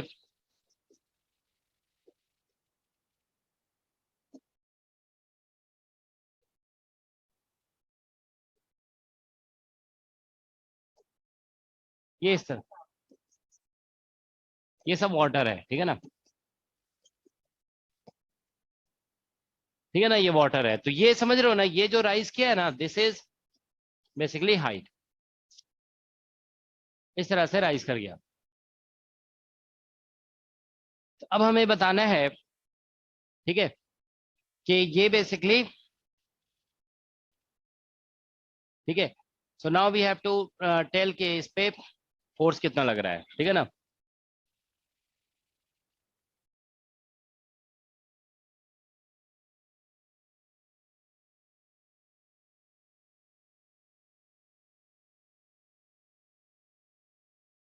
ठीक है, तो यहाँ ऑब्वियसली यहाँ पे देखिए जो फोर्स लगेगा ना, वो पहले जो अभी हम लोग डेराइव किए, मुझे एक्चुअली जानते हो हम क्वेश्चन ये सॉल्व किए नहीं है, लेकिन हमको ऐसा लग रहा था ना, मतलब जब हमने देखा कि वाटर लेवल का क्वेश्चन है, मतलब हमें लग रहा था कि बार बार कि डायरेक्टली को ऐसे डिप किया गया है, ठीक है ना, मतलब ऐसे भी हो सकता था क्वेश्चन, देखो ऐसे समझ लो, सॉरी ये वाटर है, मान लीजिए ये वाटर है, अब हम कैपेसिटर को मान लो ऐसे डिप कर देते हैं ऐसे, ठीक है ना, तो फिर क्या होता है कि इसके ऊपर फोर्स ऐसे लग जाता है, तो ये वाटर थोड़ा राइज कर जाता है। तो अगर ऐसा ऐसा होता है ना, तो फिर वो जो अभी हम लोग डिस्कस किया वो वाला फोर्स लग जाता है, ठीक है ना, लेकिन उसमें ऐसे नहीं बोला गया था, ऐसे डिप किया गया है, तो मतलब अभी जो हम लोग फोर्स डेराइव किया ना, वो यहाँ पे नहीं लगेगा, ठीक है ना। तो ऐसा भी क्वेश्चन बनाया जा सकता है, ठीक है ना, ऐसा क्वेश्चन एरोडोव में दिया हुआ है, ठीक है ना, this type of question is given in Irodov. उसमें बोला गया सिलेंड्रिकल कैपेसिटर को डिप कर दिया गया ऐसे, मतलब वर्टिकली वाटर में, तो बोला गया कितना राइज करेगा वाटर, ठीक है ना, उसको देखोगे, ठीक है ना, तो वो इसी मेथड से बनेगा जो अभी बताया गया आप लोग को, ठीक है। तो अब देखो इसमें जानते हो क्या होगा, इसमें देखो हम आप लोग को एक्सप्लेन कर दे रहे हैं व्हाट विल हैपन एक्चुअली।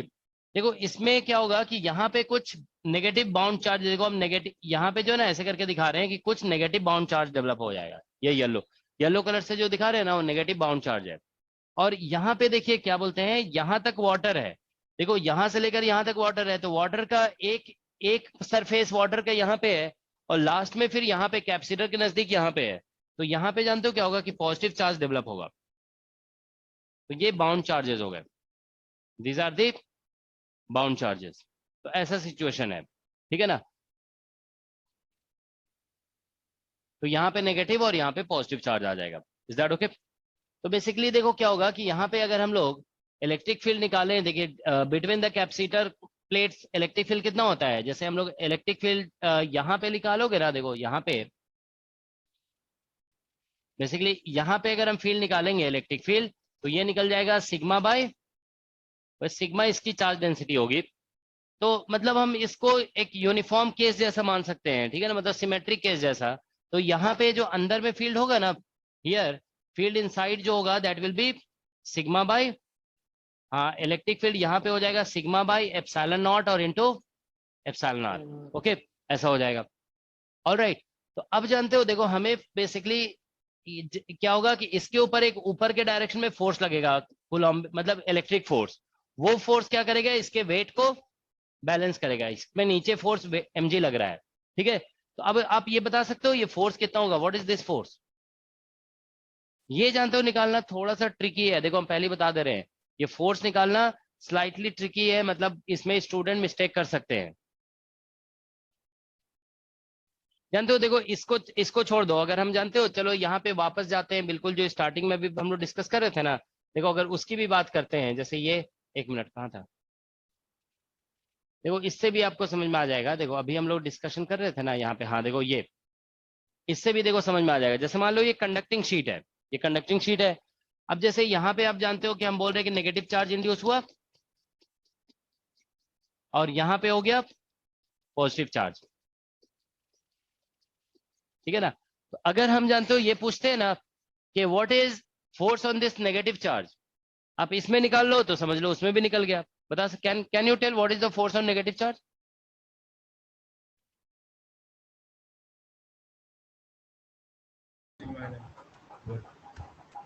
मतलब या फोर्स पर यूनिट एरिया जो भी निकालना है निकाल लो, ठीक है ना।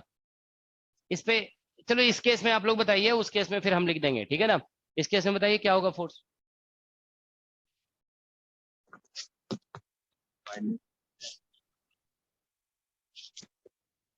क्या लिख रहे हो, सिग्मा स्क्वायर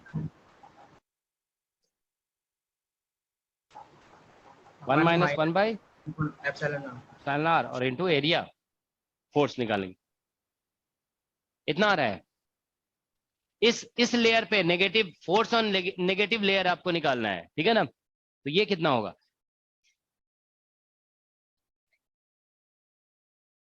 तुम लोग ट्राई भी नहीं कर रहे हो क्या? तो ट्राई तो करो कम से कम। जैसे मान लो इसमें क्वेश्चन आ जाता है, अब देखो ये क्वेश्चन एग्जाम का आया हुआ है, ठीक है ना। इसमें हम पूछते हैं कि फोर्स कितना होगा इस नेगेटिव लेयर पे, ठीक है ना। जानते हो, देखो एक बात बता रहे हैं, सिंपल सा कॉन्सेप्ट है। जानते हो क्या है फोर्स? जानते हो, आप जानते हो ना, जब भी किसी चार्ज पे फोर्स निकालते हो तो उसका अपना फील्ड यूज नहीं होता है, बस इस चीज को यूज करना है यहाँ पे, ठीक है ना। तो जानते हो देखो क्या होगा यहाँ पे, हमें ऐसे कहना होगा, ठीक है ना। देखिए यहाँ पे जो फील्ड निकालेंगे ना, तो अंदर में फील्ड हम लोग डायरेक्ट ऐसे लिख देते हैं ना, फील्ड जो अंदर में लिखते हैं वो बेसिकली क्या होता है, सिग्मा बाय, यहाँ पे फील्ड होता है सिग्मा बाय एप्सिलॉन नॉट, और इधर लिख देते हो सिग्मा बाय एप्सिलॉन नॉट और इनटू एप्सिलॉन आर। तो ये जो फील्ड होता है ना, वो इस चार्ज से इस चार्ज से इस चार्ज से सबका रिजल्टेंट है ये फील्ड, ठीक है ना।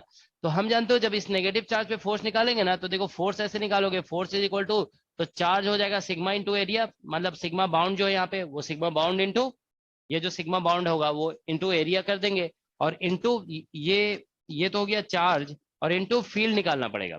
तो field due to other charges का लिखना पड़ेगा, ठीक है ना। तो इसमें जानते हो ऐसा होगा, देखो सिग्मा बाउंड और इंटू एरिया और field due to other charges लिखेंगे ना, तो जानते हो अदर चार्जेस में कौन कौन सा होगा, ये होगा फिर ये होगा, ये दोनों।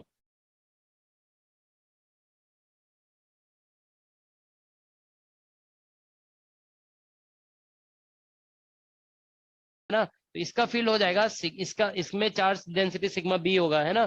तो इसमें हो जाएगा sigma B by epsilon 2 epsilon naught, ठीक है ना, क्योंकि ये एक सिंगल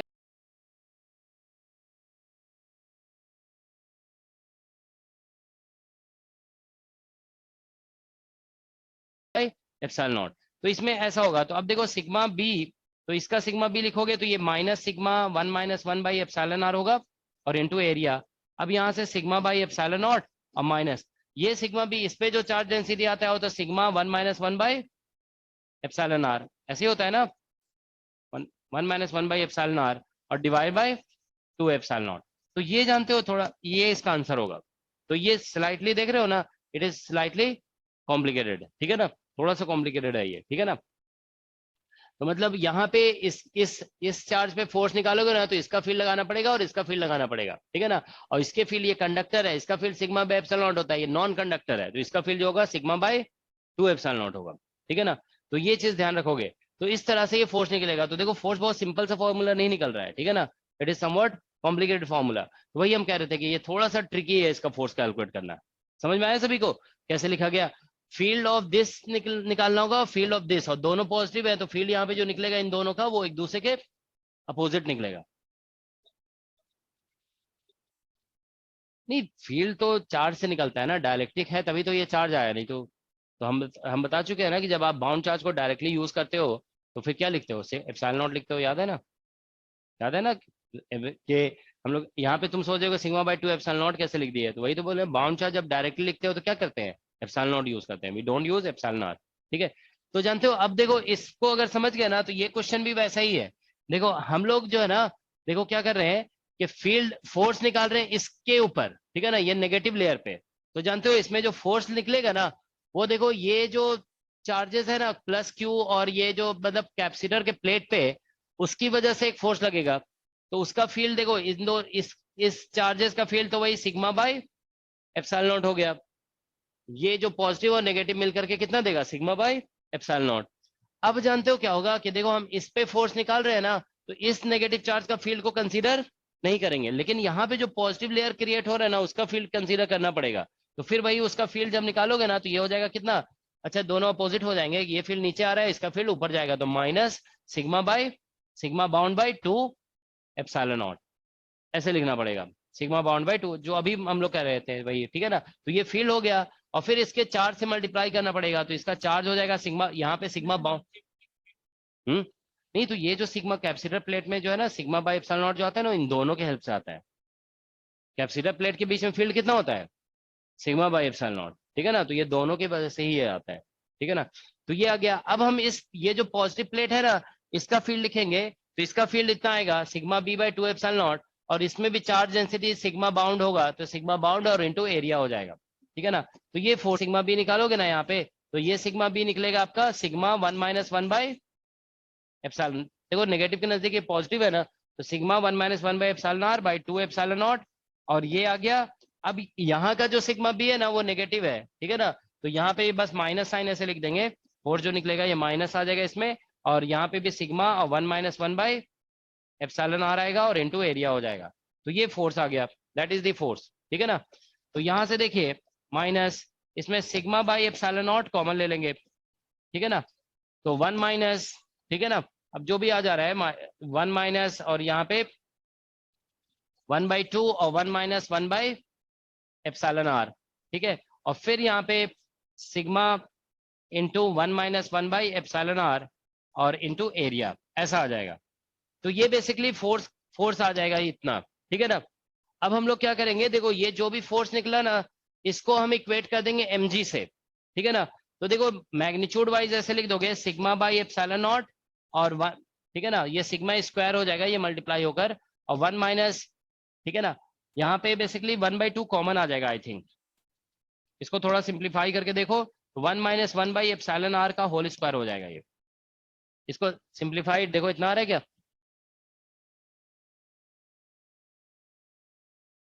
देखो ये 1 माइनस 1/2 हो जाएगा ना, और ये फिर यहाँ पे माइनस माइनस प्लस 1/2 ये आ जाएगा, तो फिर जो है ना 1/2 कॉमन ले लेंगे, तो 1 प्लस 1 बाई एप्सिलॉन आर आ जाएगा, यहाँ से 1 माइनस 1 बाई एप्सिलॉन आर, तो ये इतना आ रहा है, ठीक है ना।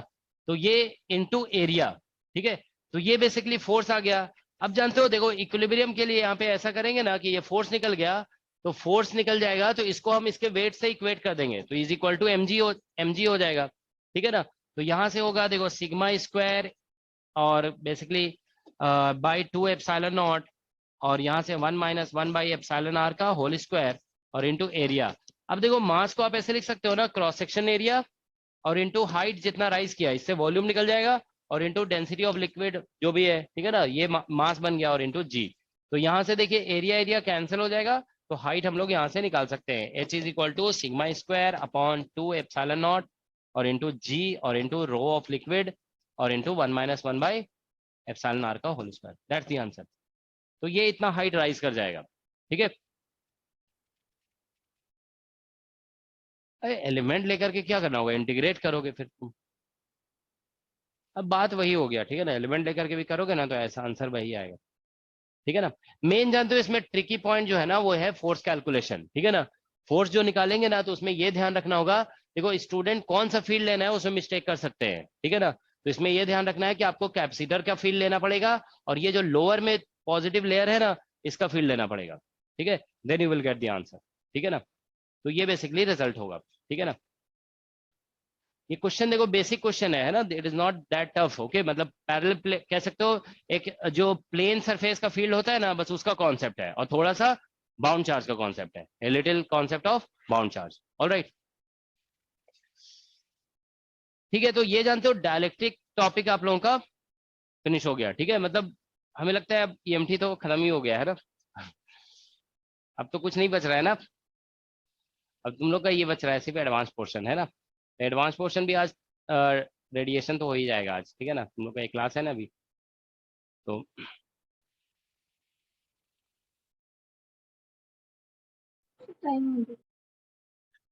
चलो ठीक है, अभी ब्रेक ले लेते हैं, ठीक है। लेकिन जानते हो देखो इसमें जो मतलब फिजिक्स ओरिएंटेड जो होता है ना वो हमने कंप्लीट करा दिया है, ठीक है। इसमें एक क्वेश्चन होता है कैपेसिटर का जो सर्किट ओरिएंटेड होता है, ठीक है ना। जानते हो एक बात बता रहे हैं, नेट एग्जाम में देखोगे कि 2020 नवंबर में जो पेपर आया था ना उसमें कैपेसिटर का सर्किट ओरिएंटेड 3 क्वेश्चन आया था जो नेटवर्क थ्योरी से रिलेट होता है, और जानते हो मतलब वो तीनों क्वेश्चन मतलब अच्छे क्वेश्चंस थे, मतलब स्ट्रेट फॉरवर्ड क्वेश्चन नहीं था, ठीक है। तो कभी कभी रैंडम ऐसे क्वेश्चन भी आ जाते हैं, अब 3 क्वेश्चन आ गया एक ही पेपर में, ठीक है। तो वो क्वेश्चन नेटवर्क थ्योरी में फिर आप लोग का प्रैक्टिस होगा, ठीक है ना। नहीं वो जैम का तो अलग था, नेट का हम बात कर रहे हैं, नेट में भी आ गया था एक बार सर्किट कैपेसिटर और सर्किट मिला करके 3 क्वेश्चन आ गया था, ठीक है। नेक्स्ट क्लास आती है, क्या कह रहे हो, नेक्स्ट क्लास आती है, नेक्स्ट क्लास कितना नेक्स्ट क्लास कितने बजे से है, 1:15 से। हाँ 1:15 से, ठीक है।